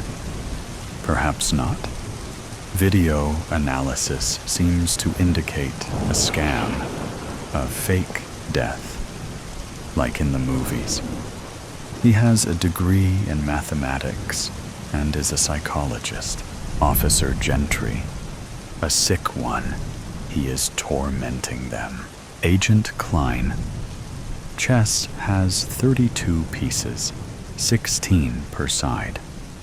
If you promote a pawn to the other side, you get a piece of your choice. Celia may be in waiting as the extra queen if one side promotes a pawn. Agent. Obviously. Our best is to track his video feed. He is bouncing off dark web torrent sites worldwide. He is good. Our cybercrime unit is on it. We will keep you updated. Captain Montaigne. We will continue our local search for sites able to house a 50 by 50 foot room and use infrared heat sensing, although they may be underground. What's new with the West search progress, Kelly? Mid-game, Johnny. Okay, now we're in the mid-game, and we're at an advantage to strike in the middle. But I don't want anyone else to die, so let's just make a non-confrontational move. Queen Esther. Barney and I are dating. He is brilliant, uses his mind, and despises violence. We should just hop around. I can step over one and back up Bishop Kimmy. Rose. That looks aggressive, forcing a dark bishop trade, but we don't have to go through with it. Johnny. Perfect. Queen Esther. Step over to QC1. Barney. Let's huddle. Okay, my friends. It looks as they want to force a bishop trade and end up with their Q in front of me. Billy Joe. Don't take any chances with Johnny. He will save himself first. He will pick his team and friends over me. Barney. Okay, we can avoid a trade. Matthew. How? Barney. Rook Matthew. Step to the side. 1 for rook to e8. King Johnny. Good move by them. They don't want a trade or fight. The clock reads W23 Uzolbir Suinti. Voice. Break time. A wall opens, revealing a large table with a feast of food and drinks. The bathroom doors pop open. One is labeled guys and the other gals. Break time. The young women gather. Johnny runs to Billy Joe, and they hug, as do other couples. Billy Joe. Oh, Johnny, I'm so scared. Johnny. We all are, Billy Joe. We all are. Barney. I'm famished. He and Esther walk to the snack table. Esther. I need to pee. Be right back. The Black King walks up to the Black King. Johnny greets him with, "What's up, nerd?" Barney. We need to work together and figure this out. Johnny. Sorry. Yeah, you're right. What do you have in mind? He takes the last bite of a hot dog. Barney. If we make a capture, the person dies. Johnny. Right. So, we need to move around, keep the game going. Barney. That's logical, but I'm sure he thought of that. Johnny. All we can do is try. Barney. Perhaps the cops will find us. Johnny. The FBI is hunting for us. Barney. Right. So let us keep the game going till time runs out. Johnny. Okay. We need not to let any side run out their clock. Esther. How do we do that? Billy Joe. Make our moves on 10-minute intervals. Johnny. Perfect. Barney. That's 6 moves per hour times 24 hours, which comes out to 120 moves each. Esther. Let's make them 15 minutes. Barney. I agree. That way we maximize the game length. Esther.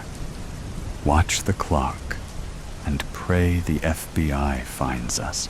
Upstairs, Dr. Gilbert smiles. Breaks over. Back to your positions.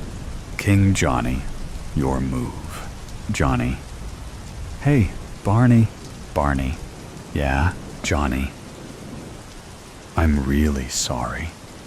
And I know I can speak for my football team. I'm truly sorry for all the nerd harassment we've given you and your friends over the years. Barney. Ah, heck. Water under the bridge, Johnny. Let's just get through this and let bygones be bygones. The two smile and walk to their sides of the board, both holding back tears to move to loose scenario. The black and white kings and their teams continue the game, making move after move without players attacking other players. After the 90th move, and with only a few hours left, Dr. Gilbert, whose name was still unknown to the students and video stream audience, finally spoke. Voice. Well, you all have been having fun, right? I'm not stupid, you know. I have been building and planning this game for years. Do you all realize that if this game ends in a draw or stalemate, in other words, when the clock runs out and no kills have been made, do you realize both teams lose? Do you understand what happens to the losers? Barney. No one goes home? Voice. Correct. Johnny. What happens if one person is sacrificed? Voice. The team losing the piece loses. If there's a recapture, piece value decides. Break time. It's pizza. VOL.14, B.14.4609. The exhausted teens had stopped crying many long hours ago. Their mood devolved into hopelessness. Most feel numb. Their conversation was replaced with inward personal reflection. Life before this horrid weekend. Football game fun and laughs. Moments with their friends, their loves, and their families. Upon this new revelation, a lose-lose scenario where at least half will die. The crying and severe depression returned as their end was near. The physically, mentally, and emotionally exhausted teens collapse on the checkered floor and devour 16 large pizzas. Billy Joe. So much for our stalemate plan. We're screwed. Now what are we going to do? Barney. Someone needs to be sacrificed for the rest of us? Esther. No, it's not that simple. Henry. She's right. One sacrifice means the losing team. All of them don't make it home. Billy Joe. Lordy, what are we going to do? Johnny. Flip a coin. The loser takes a hit. It doesn't matter who dies first, as all 16 will be sacrificed. Barney flips. Johnny guesses wrong. Henry.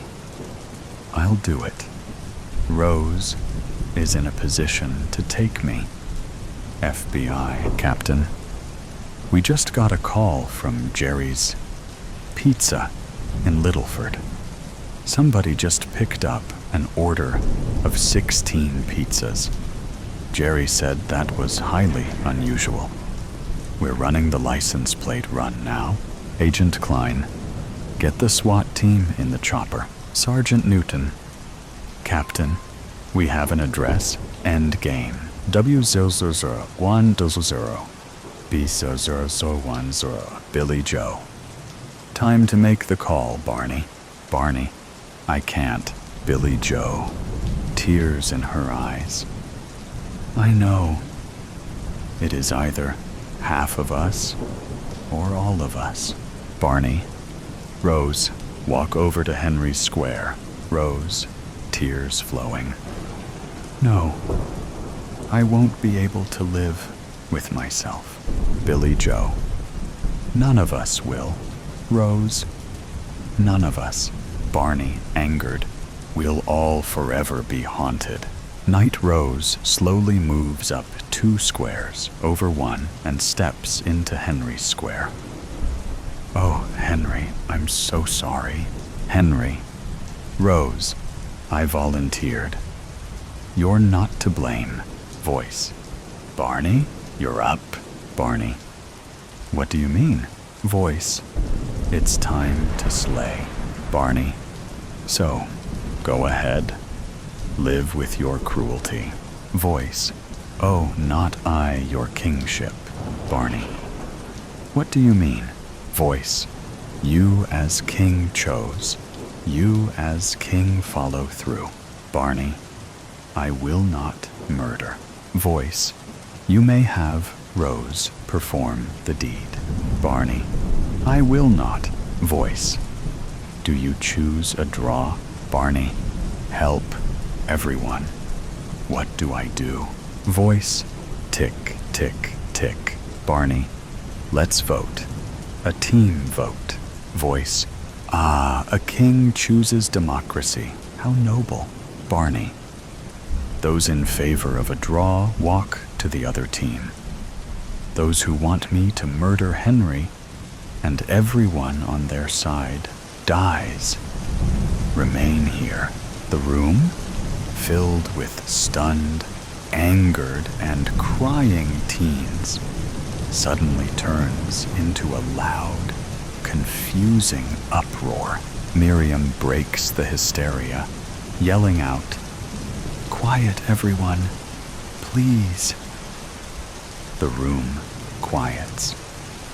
Miriam, well known for her environmental protests, continues, "I say, all of us. Personally, I could not live with myself, knowing I chose to be part of a murder. To murder any of you. I suggest we all join hands and refuse to put up with this madman's sick game any longer." Gary, no way. We don't all have to die, only half. Sally takes Gary in her arms and hugs him. He struggles and then collapses, crying. Quiet mumbling now fills the room. Matthew takes Miriam's hand into his, followed by Rose, until finally 32 teens sit in the middle of a sizable black and white game board. Some have been friends since early childhood, some lovers, some enemies, for various reasons that seem silly now. 32 colored teens, white, yellow, red, black, and brown, sit quietly, looking around at their peers' multi-ethnic faces. They are emotionally spent, feeling their common humanity and finding comfort in each other. Dr. Gilbert sits upstairs, smiling. Millions worldwide are fixed on their screens, devices streaming live chess, awaiting the endgame finale. Breaking news: 34 students who recently went missing were found this morning after millions worldwide watched in horror. Live chess, a divisive game attempting to pit Mayview High School students against each other. The teens, previously at odds with each other, joined forces to devise various strategies. They refused the cruel psychopath's rules. Dr. Gilbert conducted what he termed a psychological experiment, and a success beyond his pre-game hypothesis of teen behavior. He remains at large. All the students were found alive. 1 year later, 32 students awake in a dark room. The mannequin in the lake. Johnny and Sally didn't believe me when I told them the mannequin in the water had saved me from drowning. Well, something had pulled me down, and I suspected it had been her, but I didn't mention that part to my friends. Instead, I pointed to the exact spot where I believed she'd pulled me up from the rough Lake Michigan water. They laughed out loud. It's true. Her arms swayed forward and back. I swear. I motioned with my arms the same way the mannequin had done so. The marshmallow that was supposed to be for my s'more slipped out of my fingers. Sand covered my piece. For God's sake, I'd been looking forward to making them with my buddy and his girl. Sally guffawed. "You're so stupid, you know that? Plus, if you would have gotten more practice in class, you wouldn't have almost drowned." "Maybe I shouldn't be here with your stupid asses," I said, glowering at Johnny, who'd had the bright idea of skipping school. Just because he'd said, but I knew why. Because of her. Johnny had skipped school so many times that the teachers probably didn't even care to find out where he was. Me, though, this was only my second time. The first time was just a few days ago, the day the mannequin had saved me. I hurled the marshmallow into the water and watched as it floated away. But when the tip of a mannequin's fingers sprang out of the water and took my piece in, a shiver ran down from the top of my head to the end of my toes. Did you guys see that? Bro! Here! Johnny split his s'more in half. The gooey center stretching like fresh out of the deep fryer mozzarella sticks. My buddy Johnny and I had been friends for 4 years now. Since first grade. My only friend. All the other kids sided with him always. But when I tried talking to them, they'd ignore me. Yes, I longed for more friends. And yes, I felt a little jealous of Johnny's charisma. But I knew I was lucky to have Johnny in my life. My only friend. I helped him with his schoolwork, and he got me out of trouble. Always took the blame, no matter what shenanigans we got into. And this time was no exception. He had a fake doctor's note ready for us. And if the teachers and parents found out it was fake, he'd say he'd planned it all. Sally, though, we'd just met her this year in 5th grade. The moment I laid eyes on her, my heart pounded so hard, I thought it would burst out of my chest. Little hearts formed around her head, just like in the cartoons. But just as quick as I'd fallen for her, she took a liking to Johnny, and they hit it off. And she often rolled her eyes at me. At the end of the pier that was yards and yards away, water splashed. I squinted to get a good look. Figured something had been thrown into the water and washed ashore, for it was usually like that. Guests came to the lake, swam, held parties. Music blasted at full volume, and instead of taking care of the lake that provided them with the best Saturday and Sunday parties and cookouts, they littered the water and the sand. Even the junkies left their pills, and needles scattered their poison, which became a scavenger hunt for the other junkies and beach cleanup crew. I took a few steps away from Johnny and Sally, then turned to tell them I'd be back, that I wanted to see what was at the pier. But Johnny and Sally began to make out. They kissed, as fake as the telenovela actors my mother watched every evening from 6 to 9. And she ignored me those 3 hours. In fact, I was on my own most of the time, whether she was home or not. She either worked, watched TV, or locked herself in her bedroom. When I arrived at the pier, I made my way under the boardwalk. The clouds that had gathered darkened the underpier, but I could still make out the figures that stood still.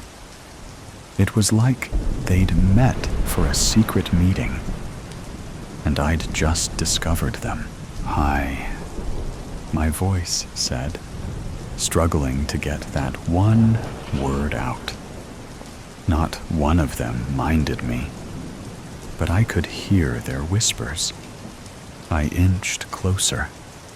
Their whispers stopped. At the end of the underpier, where the water and sand met, there she was, my mannequin, my savior. I went to her, avoiding the still figures. But as I neared them, a harsh gust of wind pushed me down to the sand, close to them. "Push," I heard them whisper. "Water," they continued. My breathing increased at the thought of these lifeless models somehow communicating. I looked up at them. The figures had their heads turned to me. How? I had no clue. They had no eyes, no mouths. In fact, there was nothing on them but the head, arms, legs, and torso that made them up. Naked, motionless. And though they weren't looking at me directly, their gaze was fixed on me. I pushed myself up and walked backward, away from them, away to the light past the underpier. But before my body touched the light, one of them blocked me. It was her. I knew it. There was a connection between us. I turned to her. The arm that had stopped me remained up in the air. "Bring," they said. And I turned to them. No realizing when, she pushed me, and again, I was down. Sand kicked in my face. No idea which of them had done it, because when I looked up, they remained still. Now, they were closer. How many were they? 9, perhaps. 10, if you counted her behind me. Where was Johnny? Sally? Still making out? Friend? Forever. Us? Never leave. They had a cultish demeanor about them. When they spoke, it was chant-like, but like they were speaking to me. "Water?" she said behind me. "Lake." "What? You want me to go into the water?" "Us. Forever." "Friend." Were they recruiting me? "I can't," I cried. The sand that covered my hand scratched my eyes. "My mom, she'll get worried. My friends, they'll come looking for me soon. She hate," one of them whispered. "Who? My mom? Sally?" "He lost," another one said. "Johnny." Had I lost my friend to her? We friends. The one behind me tugged at my shirt, her hand already pointed at the water. I turned to my friends. For a moment, it looked like Johnny had noticed me and locked eyes with me. Then, Sally turned his face away to hers. Whether she hated me or disliked me, what was true was that she didn't consider me her friend. She was all about Johnny. I turned to the mannequins under the pier. There were 8 now, plus she, who had saved me, still behind me. The one missing was now in the lake, its torso above the water, its arms extended, ready to receive me. "Friends forever," I whispered, in the silence of ashes. Jacob's fingers trembled against the dented tin cup, water sloshing perilously close to the rim. The November air carved his lungs raw, bitter with smoke from chimneys that transformed flesh to ash. His worn shoes navigated the mud between barracks, sidestepping puddles that mirrored a colorless sky. At 13, Jacob had perfected invisibility. 3 years of silence, not by choice, but necessity after witnessing his father's execution, had rendered him a ghost among the living dead that shuffled through the camp. While other boys his age had been selected for immediate disposal, Jacob's muteness had ironically preserved him. The guards found utility in a servant who could never repeat their secrets, who existed in the peripheral shadows of their consciousness. The SS officers spoke freely in his presence. Plans whispered, transports scheduled, executions ordered, all captured in the flawless vault of Jacob's mind, where every detail existed in perfect recall, a gift that had once earned him praise from teachers in another lifetime, before yellow stars and cattle cars. Obersturmführer Kruger waited in his usual spot, a folding chair positioned in the sliver of shade beside Barracks 7. Jacob knew the man's habits with precision. The hat removal, 17 minutes into his shift. The triple tap of his boot before sitting. The heavy eyes, exactly 40 minutes after lunch. "Schneller, Junge!" Kruger barked, gesturing impatiently as Jacob approached. Jacob quickened his pace, keeping his eyes fixed on the shallow pool of water in the cup. One did not look directly at the gods of this underworld, the men who decided, with casual flicks of their fingers, who would breathe another day and who would feed the insatiable furnaces. Kruger snatched the cup, gulping noisily. Water escaped his lips, tracking through the dust on his chin. Jacob stood motionless, hands clasped before him, awaiting dismissal or further orders. The guard's eyes were bloodshot, the whites yellowed like old paper. Night duty in the processing center, Jacob surmised. New transports had arrived yesterday, which always meant sleepless shifts for the guards. "Wait," Kruger muttered, settling deeper into his chair. "I might want more." Jacob nodded once, the barest acknowledgement of the command. He knew stillness, as others knew prayer. A ritual of survival, practiced until it became reflex. The camp existed in constant motion, guards shouting, prisoners shuffling, machine guns occasionally stuttering their terrible poetry of death. To be still was to disappear. Minutes stretched. Kruger's head gradually lolled forward, his breathing deepening. The cup tilted dangerously in his loosening grip. Jacob watched through lowered lashes as the guard surrendered to sleep. The keys hanging from Kruger's belt caught the weak sunlight, transforming ordinary metal into something mythic, freedom incarnate. Jacob's pulse accelerated, blood rushing in his ears like distant artillery. No guard ever slept on duty.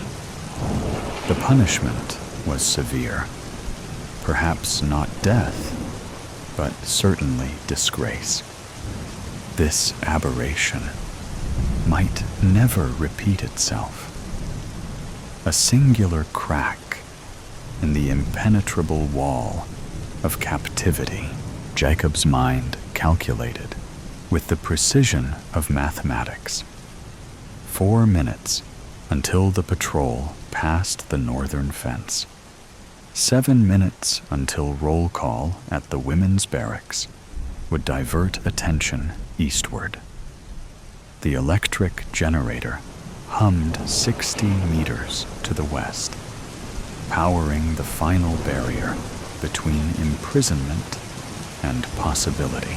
His fingers, trained by years of obedience, trembled with rebellion as they reached toward the key ring. A lifetime compressed into a single breath as metal brushed against metal with the whisper of butterfly wings. The ring slid free. Jacob backed away silently, the keys clutched against his chest like a talisman.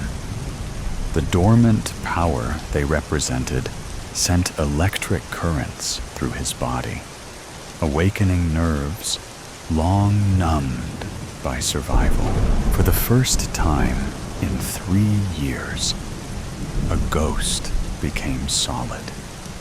A shadow contemplated substance. A boy allowed himself to remember the concept of hope. The keys felt impossibly heavy in Jacob's pocket as he slipped between the skeletal shadows of barracks. His mind projected every detail of the camp upon the canvas of his consciousness. A perfect map etched by thousands of forced errands. There, the blind spot behind the infirmary, where guards rarely patrolled. Here, the drainage ditch that ran beneath the eastern fence, partially obscured by withered weeds. Each movement demanded precision, as afternoon shadows stretched across the packed earth. Jacob became one with them. Another darkness, moving among darkness, his emaciated form barely disturbing the air. The camp's architecture revealed itself differently now. What had been a prison became a puzzle box, and Jacob held the solution in his trembling hand. 327 steps to the generator shed, a left turn at the kitchens, skirt the infirmary, avoid the dogs kenneled near the northern guard tower. Gunther, the shepherd with the white spot on his muzzle, raised his head as Jacob passed downwind. The animal's ears pricked forward, nostrils flaring. Jacob froze, becoming stone. The dog's amber eyes held his for an eternal moment before dismissing him. Just another walking skeleton, carrying neither food nor threat. Jacob released the breath he'd been holding and continued his careful trajectory toward freedom. The world had shrunk to immediate sensations. Ribs against lungs, the metallic taste of fear, fabric against skin. Nothing existed beyond this moment of movement, this singular pursuit of escape. A sudden commotion erupted near the eastern fence. Jacob pressed himself against Barracks 12. becoming one with its weathered planks as two guards rushed past. Not for him, not yet. The keys remained undiscovered. As the guards disappeared, Jacob continued his journey through the camp's service areas, places where a silent child became as invisible as dust motes in sunlight. He reached the narrow passage between buildings where mud gave way to gravel, treacherous ground that might announce his presence. Jacob moved with the deliberate care of a tightrope walker. Testing each step, a soft sound stopped him. A whimper, barely audible, drifting from beneath the elevated supply depot. Jacob hesitated, freedom calling from just beyond. The sensible choice was clear. Continue. Escape, survive. Yet he found himself crouching, peering into the darkness beneath the structure. 5 pairs of eyes reflected the meager light. Children, younger than himself, huddled together like rabbits in a warren. Their gaunt faces registered shock at his discovery. One boy raised a finger to cracked lips, pleading for silence that Jacob had mastered years ago. They had escaped a selection. That much was obvious. Children deemed too small for work were immediate candidates for the chambers. These 5 had somehow slipped away, hiding in this temporary sanctuary, while death searched elsewhere. Jacob knew their fate was sealed. The hiding place would be discovered within hours. The dogs would find them, or hunger would drive them into the open. Their brief rebellion against inevitability would end, as all rebellions did in this place, with smoke rising from chimneys. His hand closed around the keys in his pocket. One boy, for certain, could navigate the camp's dangers. 5 children multiplied the risk exponentially. Mathematics again. Probability, chance, the cold equations of survival. The smallest child, a girl with eyes too large for her hollowed face, extended one skeletal hand toward him, not begging, not pleading, offering connection, humanity. Something the camp had systematically stripped away layer by layer until only animal survival remained. Jacob's memory flashed to his father's final words before the guards beat him silent. Remember who you are. He made his decision with quick, efficient gestures. Jacob motioned for them to follow. The children untangled themselves from their hiding place, emerging like shadows gaining substance.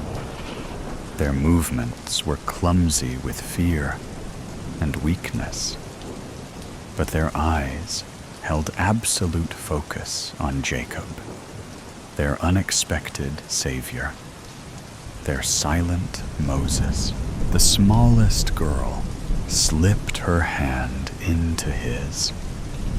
Her palm was fever hot against his cold fingers. The contact sent electricity through Jacob's arm, awakening something long dormant. Responsibility, connection, purpose beyond mere survival.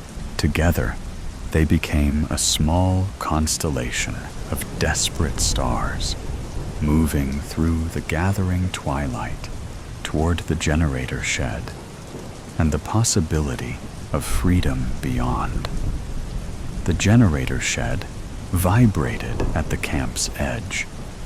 Its drone masked 6 pairs of feet, navigating between the fences as Jacob led with a cartographer's confidence. Evening patrol would begin in 17 minutes. Searchlights would sweep the eastern perimeter in 12. The rhythm of the camp's security beat within Jacob's consciousness, like a second heartbeat. The smallest girl, her name yet unspoken between them, clung to his hand with surprising strength. Behind them, the other children followed in a chain of desperate hope, each grasping the clothing of the one ahead. Their collective breath formed ghostly plumes in the November air, spectral evidence of lives not yet extinguished. Jacob reached the generator shed's rusted door. 3 keys tried, 3 keys rejected, before the 4th slid home. The lock surrendered with a reluctant click that seemed thunderous in his heightened awareness. He ushered the children inside, pulling the door closed behind them. Darkness enveloped them, broken only by the red glow of indicator lights. The smell of oil and metal replaced the camp's perpetual stench of suffering. The generator's pulse vibrated through the concrete floor into their bones. Jacob's memory reconstructed the shed's interior with perfect clarity. He had been brought here once to clean grease spills, one of countless menial tasks assigned to the camp's silent shadow. His fingers traced metal casings and wire housing until he found what he sought, the main control panel. Behind him, the children huddled together for warmth and courage. The oldest boy, perhaps 10, whispered something in Polish that Jacob couldn't understand. The words dissolved into the mechanical growl surrounding them. Language had become irrelevant. Only action mattered now. Through the shed's single grimy window, Jacob watched lights flicker on across the camp as day surrendered to evening. Searchlights awakened, their harsh beams cutting white arcs through gathering darkness. Guards emerged from barracks, rifles slung across shoulders. Somewhere, Obersturmführer Kruger would be awakening to the realization of his catastrophic error. Jacob's hands hovered over the generator's controls. His perfect memory recalled every wire, every connection observed during his brief exposure to the machine's inner workings.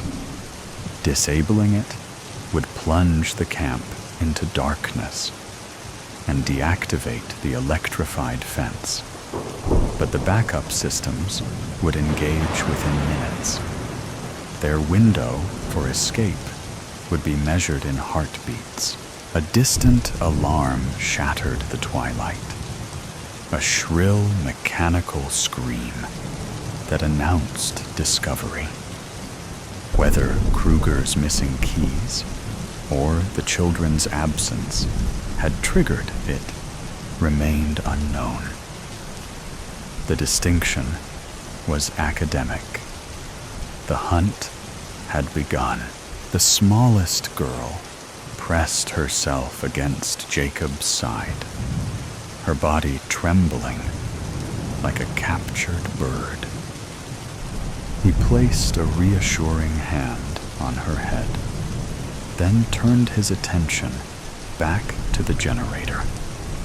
Its massive form contained both their imprisonment and their salvation.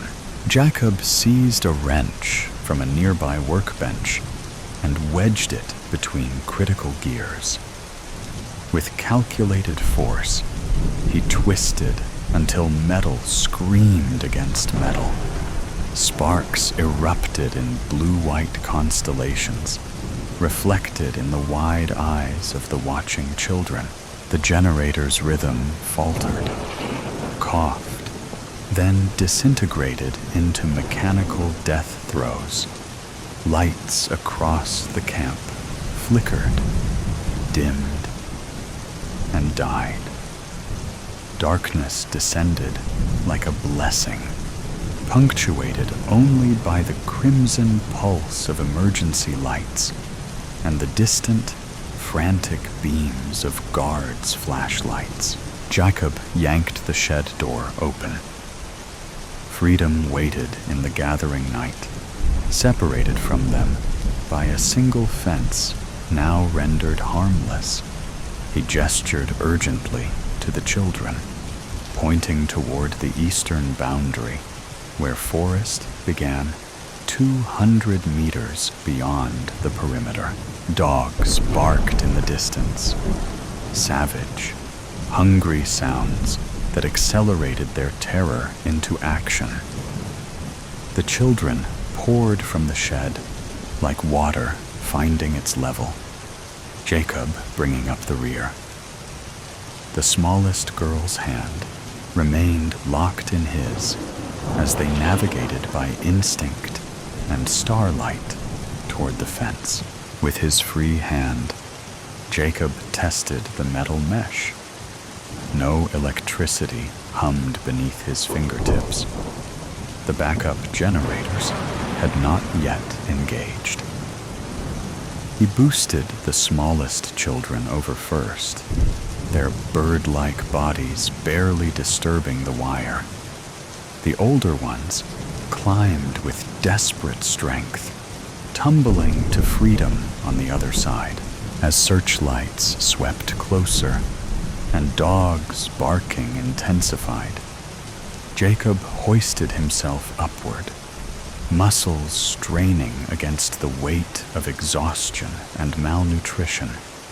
Barbed wire tore through his threadbare clothing, carving shallow furrows into his flesh.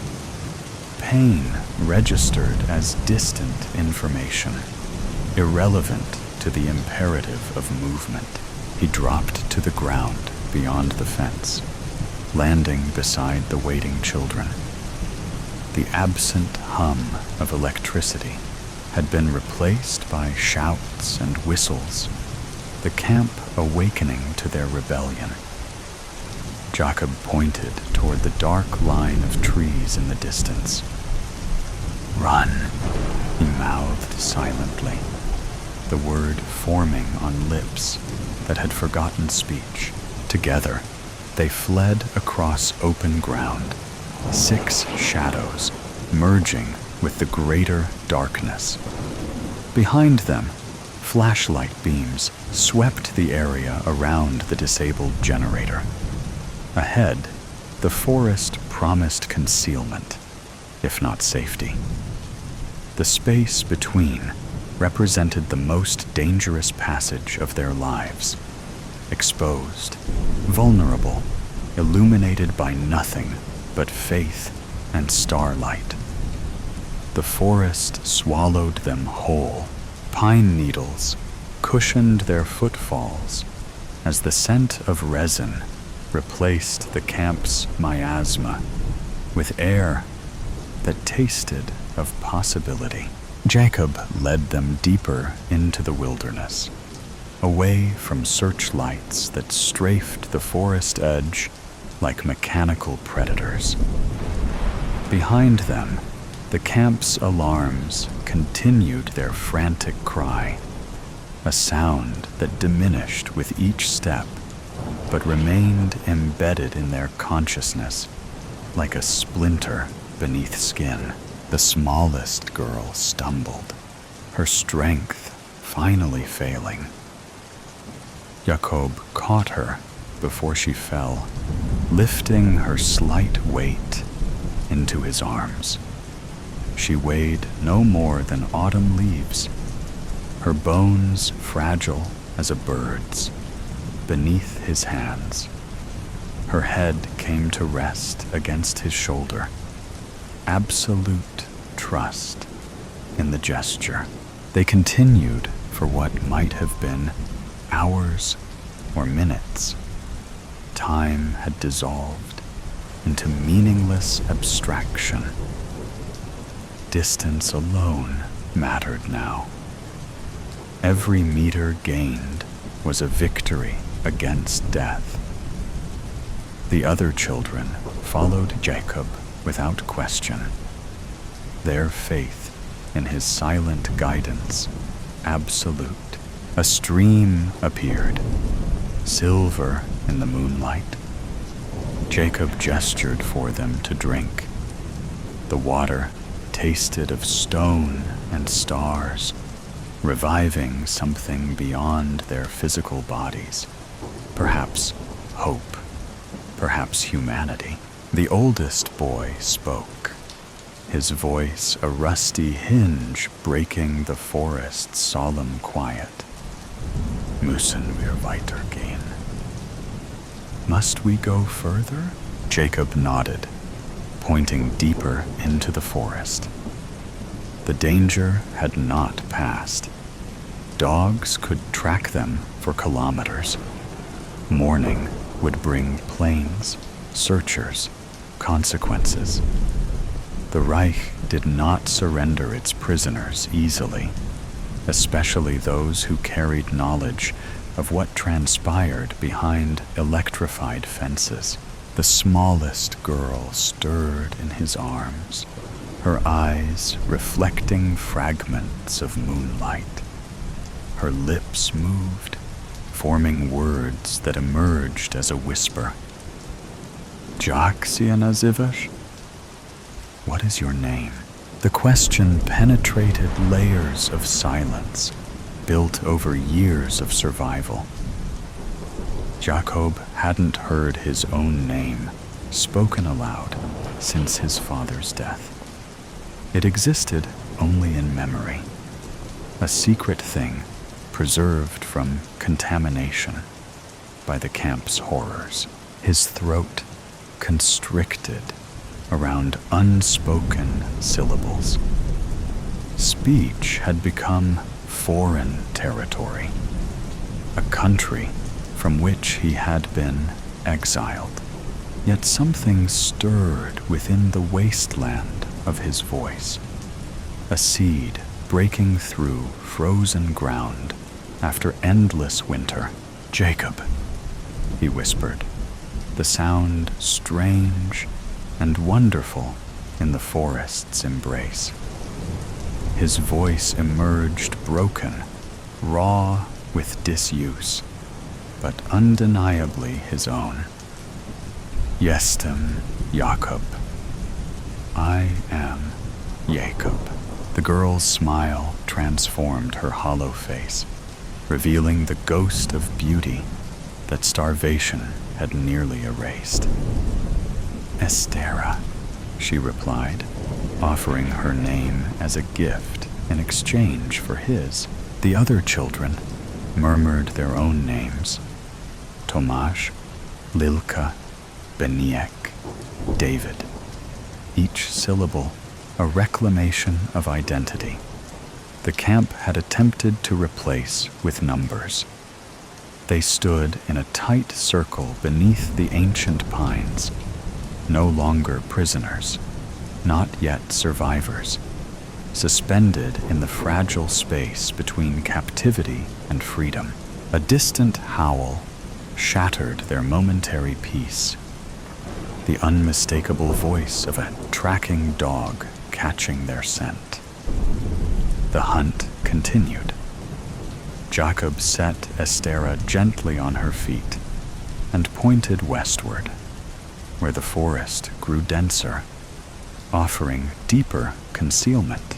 Musimy biec, Estera said with quiet resolve. We must run.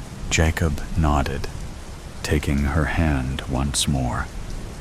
Together, they plunged deeper into the wilderness. 6 children against an empire, armed with nothing but the desperate courage of those with nothing left to lose. The forest embraced them, branches parting to accept their flight, roots steadying their uncertain steps. Dawn found them huddled beneath a rocky overhang beside a wider stream. Exhaustion had claimed the younger children, while Jacob remained awake, listening to the forest's morning chorus, replacing the mechanized rhythms of captivity. Estera sat beside him, her slight shoulder pressed against his arm. Dokund Ijemi? Where are we going? She asked, her voice barely audible above the stream's gentle murmur. Jacob's mind, so accustomed to precision and calculation, could offer no certain answer. The geography of freedom remained unmapped territory. He had memorized every centimeter of captivity, but possessed no chart for liberation. The words came slowly. Na południe, du partyzantów. South, to the partisans. Rumors had circulated through the camp.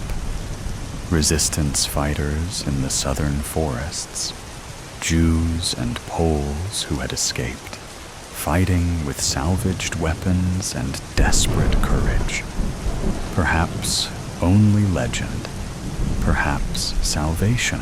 Estera's small hand found his, fingers intertwining. Będziemy wolni.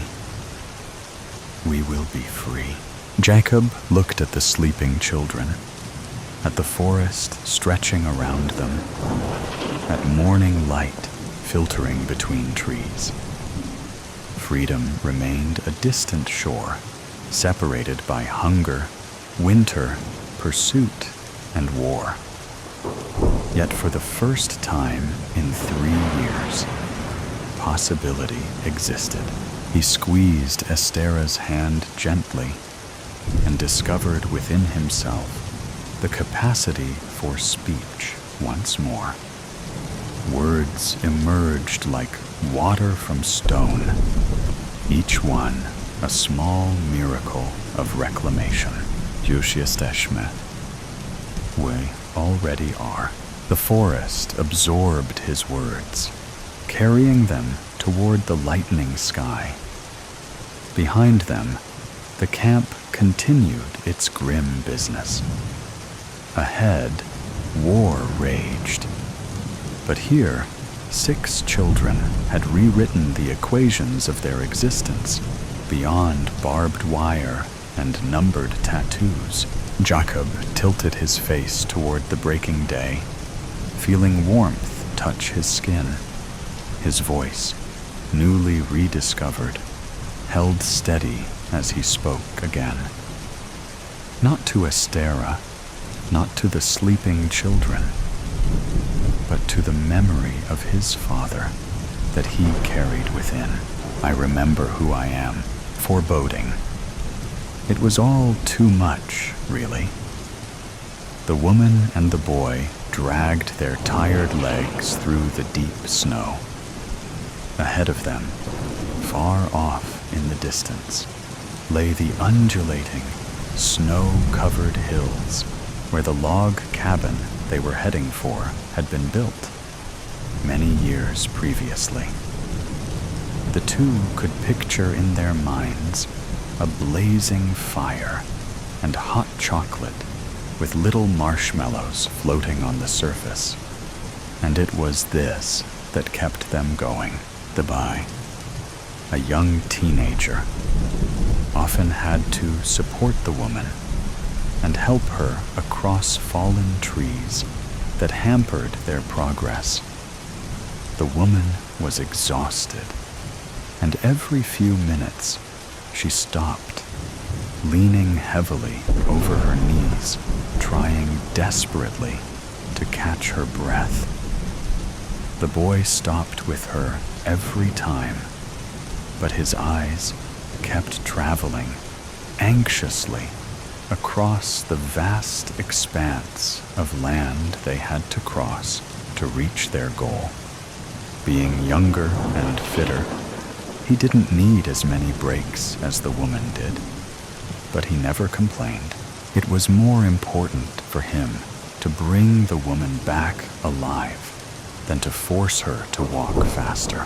They set off again, the woman hanging on to the boy's arm. The surface underneath them suddenly turned slippery. They had reached the frozen lake finally. There was still a long way to go, but at least there were no hills or fallen trees to navigate. The woman stopped again. Her breathing was labored, and she had trouble drawing a deep enough breath to regain some strength. She was crying from the exhaustion. The boy knelt down and held her. His face was worried and concerned. His hands shook somewhat as he gently patted the woman's back. A man walked past in a sideways manner, like a crab. He waved at the pair and smiled. The woman stretched out a hand towards the man, imploringly, and the boy gave him a surly look. But the man just smiled again and continued through the deep snow. He wore only one snowshoe, which explained his strange gait, but it didn't seem to hamper his progress. He flattened the snow with his snowshoe-clad foot and hardly sunk through the snow at all with the other foot. The woman looked at the flattened snow and then looked up at the boy. He smiled at her. At least there would now be an easier path for them to use. The woman straightened up and, sensing renewed vigor, pulled the boy to his feet. They hugged, took each other's hand, and started walking again. Ahead of them, the man continued his crab walk, humming a monotonous tune that sounded more like a low rumble than anything else. He turned his head, saw them walking behind him, and motioned for them to follow, nodding his head encouragingly. As the man forged ahead in front of them, the distance between them and him grew. The man was walking unnaturally fast, considering the conditions and his unconventional gait, and the boy grew anxious. He tried to walk faster to keep up, and the distance between him and the woman increased unrelentingly. She called his name, but he seemed oblivious. He had his eyes firmly on the man, who was now barely visible far ahead of them, and did not stop when the woman needed a break again. She called him feebly, but she had no strength to raise her voice. She cried again, cursing her tired legs and laboring lungs. Once more, she bent over her knees, trying to catch her breath. She wanted to scream. She wanted to beg the boy to wait, but no words could be heard. A flutter on the wind, a change in the vibrations another human being causes when they disturb the airflow, caused her to look up. The boy was no longer visible from her vantage point, bent double over her knees. She straightened up quickly, her heart beating faster. Where was the boy? Squinting to look in front of her, she suddenly saw his head pop up, arms flailing, and then disappear again. Her heart fell into her stomach. He had gone through the ice. Finding a strength she didn't know she had, the woman ran. The snow was deep and felt like syrup. She screamed in frustration and then called the boy's name. As she got closer, she slowed down, walking fast but carefully towards the boy. He was bobbing up and down again, waving his arms, but he made no sound. The cold water had robbed him of his voice, and his open mouth, so poignant in his horrified face, only mimicked the sound he was trying to make. Suddenly, he disappeared again, and only his hand was sticking up over the snow. The woman, no longer trying to be cautious, threw herself down on the ice and found his hand. Seconds before, it would have disappeared under the water. She felt the boy grabbing the hand, and she pulled, the adrenaline and fear giving her more strength than she had ever had before. The boy's head appeared again. He looked straight at the woman, and there was a panic in his eyes that scared her more than anything else. She noticed that there wasn't much room for his head, and with a jolt of fear, she realized the fissure in the ice was closing up, and fast. The boy's head disappeared under the water again, despite her holding on to his hand, and the hole kept closing. Now, there was no way the boy could get his head through the hole to draw breath again, and she screamed in fear and panic. With her free hand, she started pounding on the ice around the hole.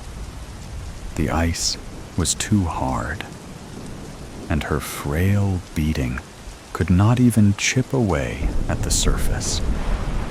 Keeping a firm hold on the hand that still gripped hers convulsively, she tried bashing a hole in the ice with the heel of one boot, but the ice would not even crack. The boy's hand started losing its grip on her hand, and she wailed in desperation, stomping harder on the ice, standing up to add weight to the pounding on the ice. She lost her grip on the boy's hand, and it slipped below the water, the hole finally closing inexorably around it with a sucking sound, far away from the location in her dream. The woman woke up sobbing, sweat moistening her forehead, and shaking from head to toe. A pain in her chest so intense it brought tears to her eyes. The woman tried taking a deep breath.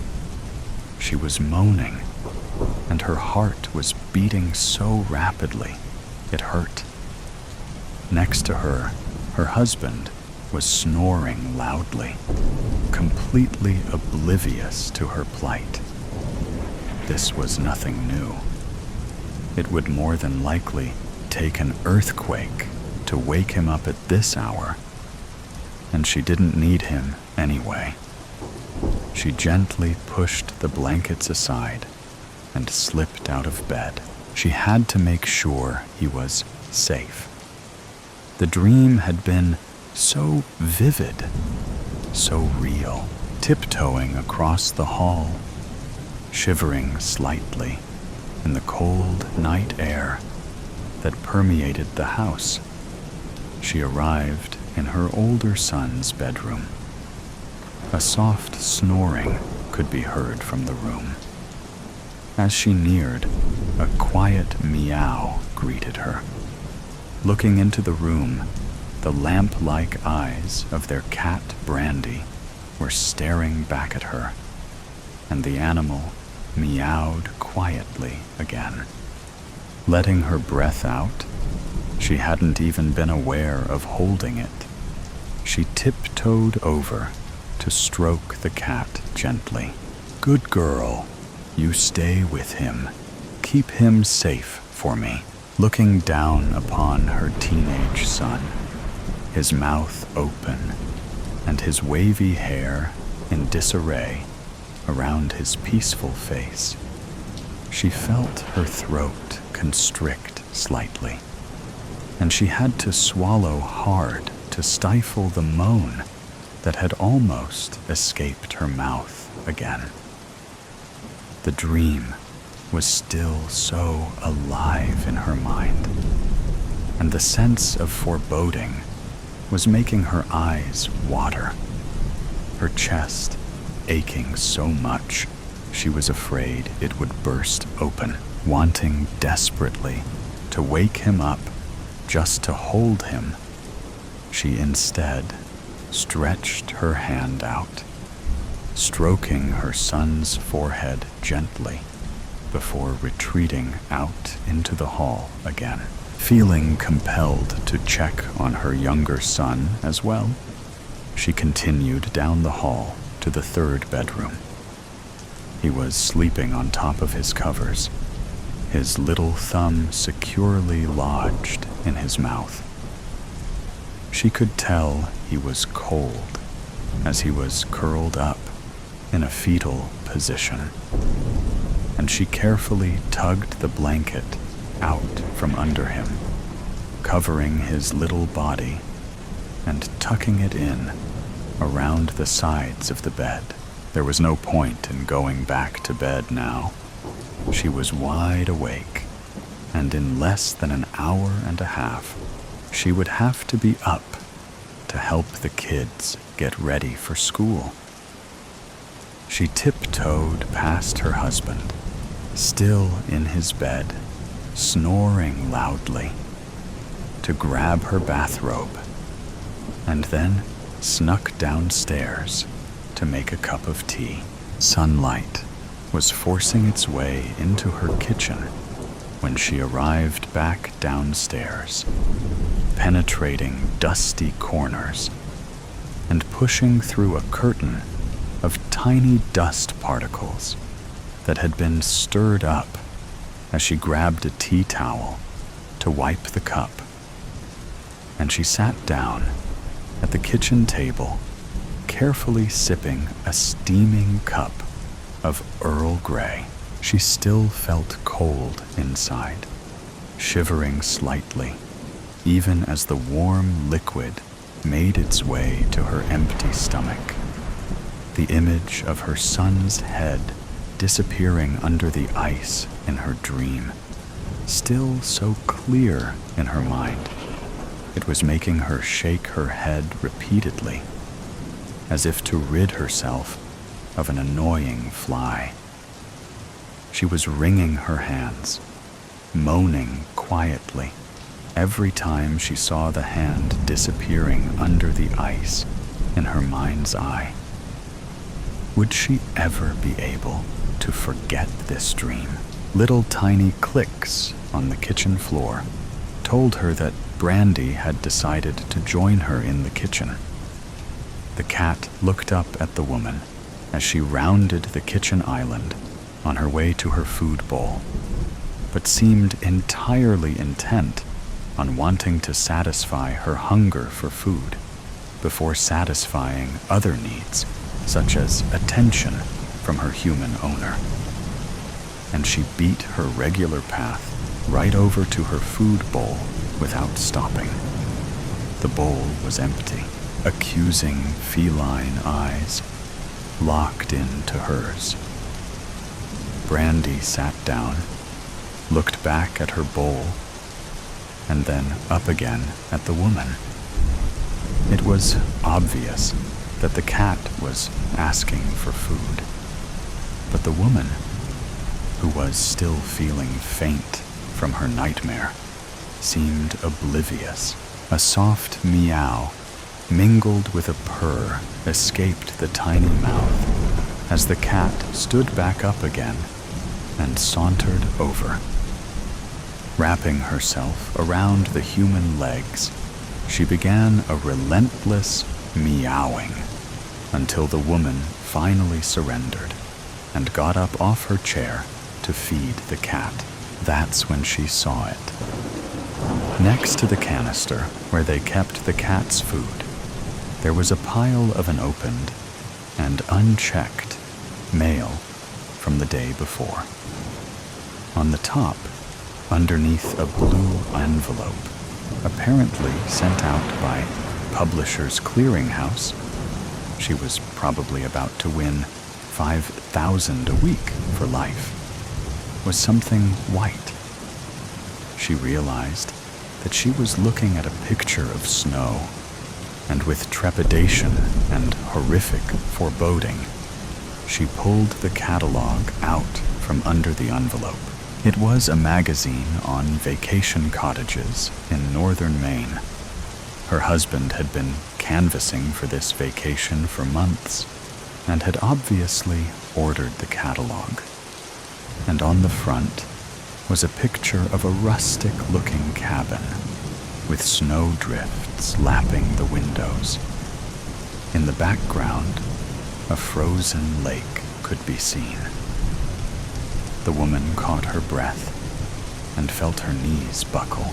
Next to the cabin, locking eyes with her from the picture, stood the man from her dream, smiling benignly, holding his hand out towards the cottage. In his other hand, he was holding one snowshoe. Mercifully, darkness enveloped her, and she escaped. For a while. It was all too much, really, what she left behind. California, 1868. Clara Emerson pressed herself against the train window, her eyes glazed and alert from exhaustion. She stretched out her aching legs, revealing her muddy shoes that poked out from underneath the hem of her dress. She retracted her feet back from visibility, gathering and stroking her straw-like, graying hair as she peered out the window. Clara glanced to see if anyone was watching her. Only a handful of people sat behind her, none of which were looking in her direction. No, I'm safe. She drew in a deep breath, steadying herself. But unease coiled in her chest and churned in her belly. Turning in her seat, she lowered her gaze to the small diamond band on her finger. Sunlight caught in its facets, scattering tiny prisms across her skin. For just a moment, she marveled at its beauty. Clara looked up and locked eyes with a man several seats ahead, clean-shaven, with thin-framed spectacles perched on his nose. The man stared at her with a hollow, unreadable expression. Her pulse kicked. How long had he been watching her without her noticing? Her skin went pale and clammy, like a predator spotting easy prey.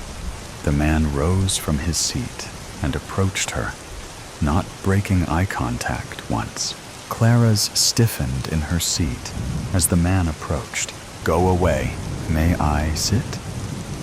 I have a long journey ahead of me, and I could sure use the company," he said to her. "No." Of course, the man sat down across from her. His eyes remained on her, almost as if they were boring into her very soul. "Didn't anyone tell you it's rude to stare?" she asked him, hoping that illuminating his behavior would cause him to cease. But it did not. "Forgive me, ma'am. It's just, you look so familiar.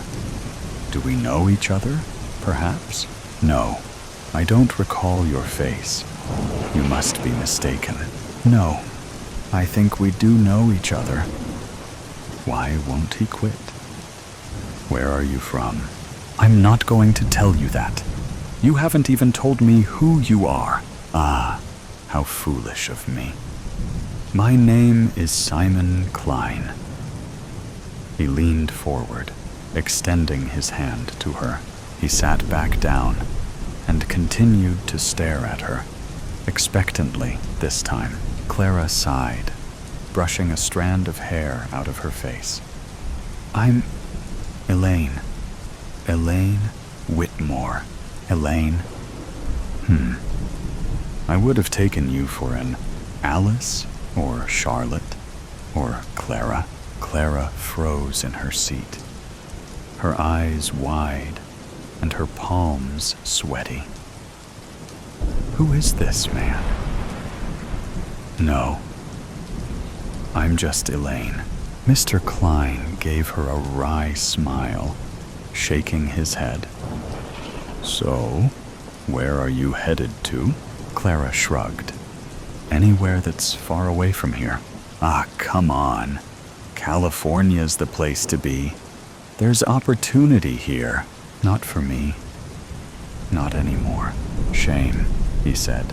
"What is?" Mr. Klein chuckled. "Surely you have friends or family that will miss you. It almost sounds like you're running away." Now he was just getting on her nerves. "You're quite brazen, Mr. Klein. My business is none of your concern." Mr. Klein pressed his lips tightly together, as if he were in pain, and forced out a smile. "My apologies, Mrs. Whitmore. I never quite learned how to keep my nose out of others' affairs. I am a curious fellow, curious indeed." Hoping to break the tension, she pulled out a flask from underneath her shawl. "Care for a drink?" A wild glimmer in his eyes appeared.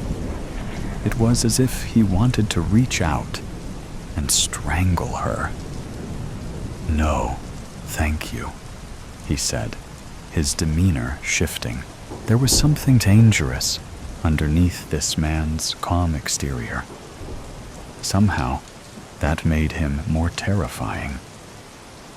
If he were angry and violent from the start of their encounter, she could predict his next move and accept that she was under attack. But this man unnerved her to her core.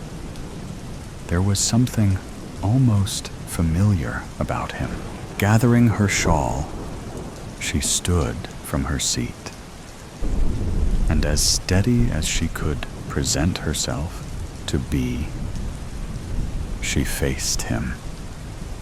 "I think I would prefer to be in my own company for the rest of the journey. Good day to you.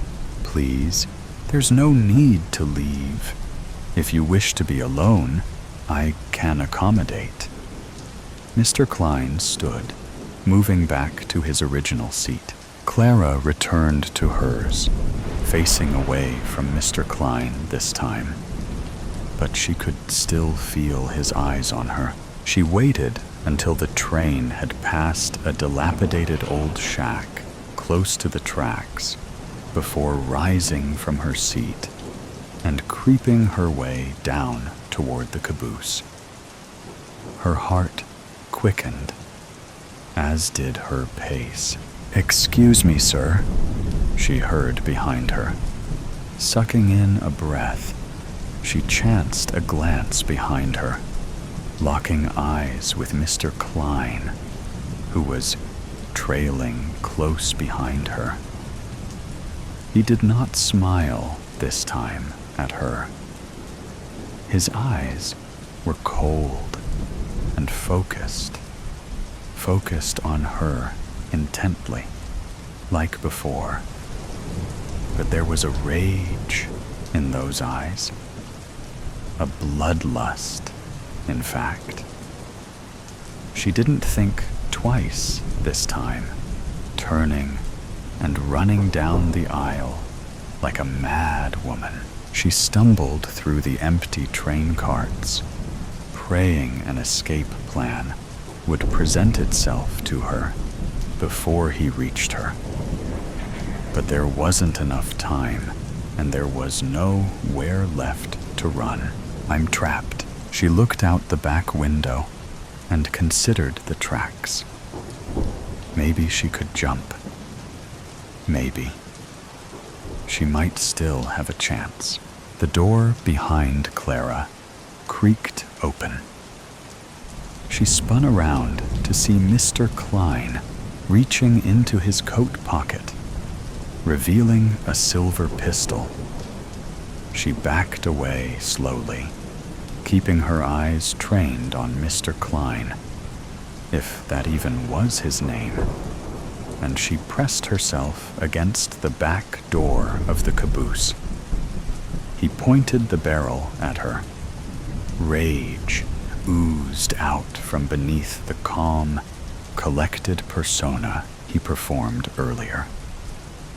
His hand trembled, but he remained in control of himself for the moment.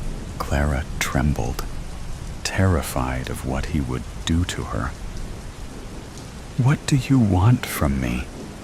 Why are you following me?" "I saw you," Mr. Klein said. "I saw what you did to my sister that night." Whatever she planned on saying to him, the words fell empty in her mouth. "This is it. It's over." "What? You thought no one saw you sneak out of her house in the dead of night, and I find my sister dead in her home? No, that's a lie. I would never harm anyone. I'm a good woman." "How do you sleep at night?" he said, his finger twitchy on the trigger. "I know it was you who did it. No sooner had I returned from my hunting trip, I see you sneaking out of her house like some rat. She was dead when I found her. Please, have mercy on me. I would never do such a thing. Liar." Mr. Klein drew closer. She fumbled for the handle behind her, desperate for escape. Her weight against the door caused it to swing open, landing her on her back. She held her hands over her head to shield herself. "Why?" he cried. "Why did you do it? Tell me!" A shrill, raspy whistle emanated from the front of the train, distracting Mr. Klein for the briefest moment. Clara seized the opportunity and kicked Mr. Klein in the shin, dropping him to his knees. He screamed, clutching his leg as the gun clattered next to him. Without a second thought, she scrambled for the pistol and swiped it, aiming the barrel at him. "Get up," she said. Mr. Klein held his hands up, pushing himself up off the floor. "I'm not the one that deserves this. I'm not going to die today." She pressed her finger to the trigger, but it wouldn't budge. The hammer. Mr. Klein grabbed hold of the barrel and yanked it back hard. Too hard. Clara released the pistol, and with it, Mr. Klein, screaming as he staggered backward, tumbling off the train. He hit the tracks hard, rolling like a rag doll, before coming to rest, bloodied and limp, his lifeless eyes fixed toward the sky. The wind violently whipped Clara's hair as Mr. Klein's body disappeared beyond view. She steadied herself against the railing, her thumb absent-mindedly tracing the curve of the diamond, lost in a thought she refused to finish.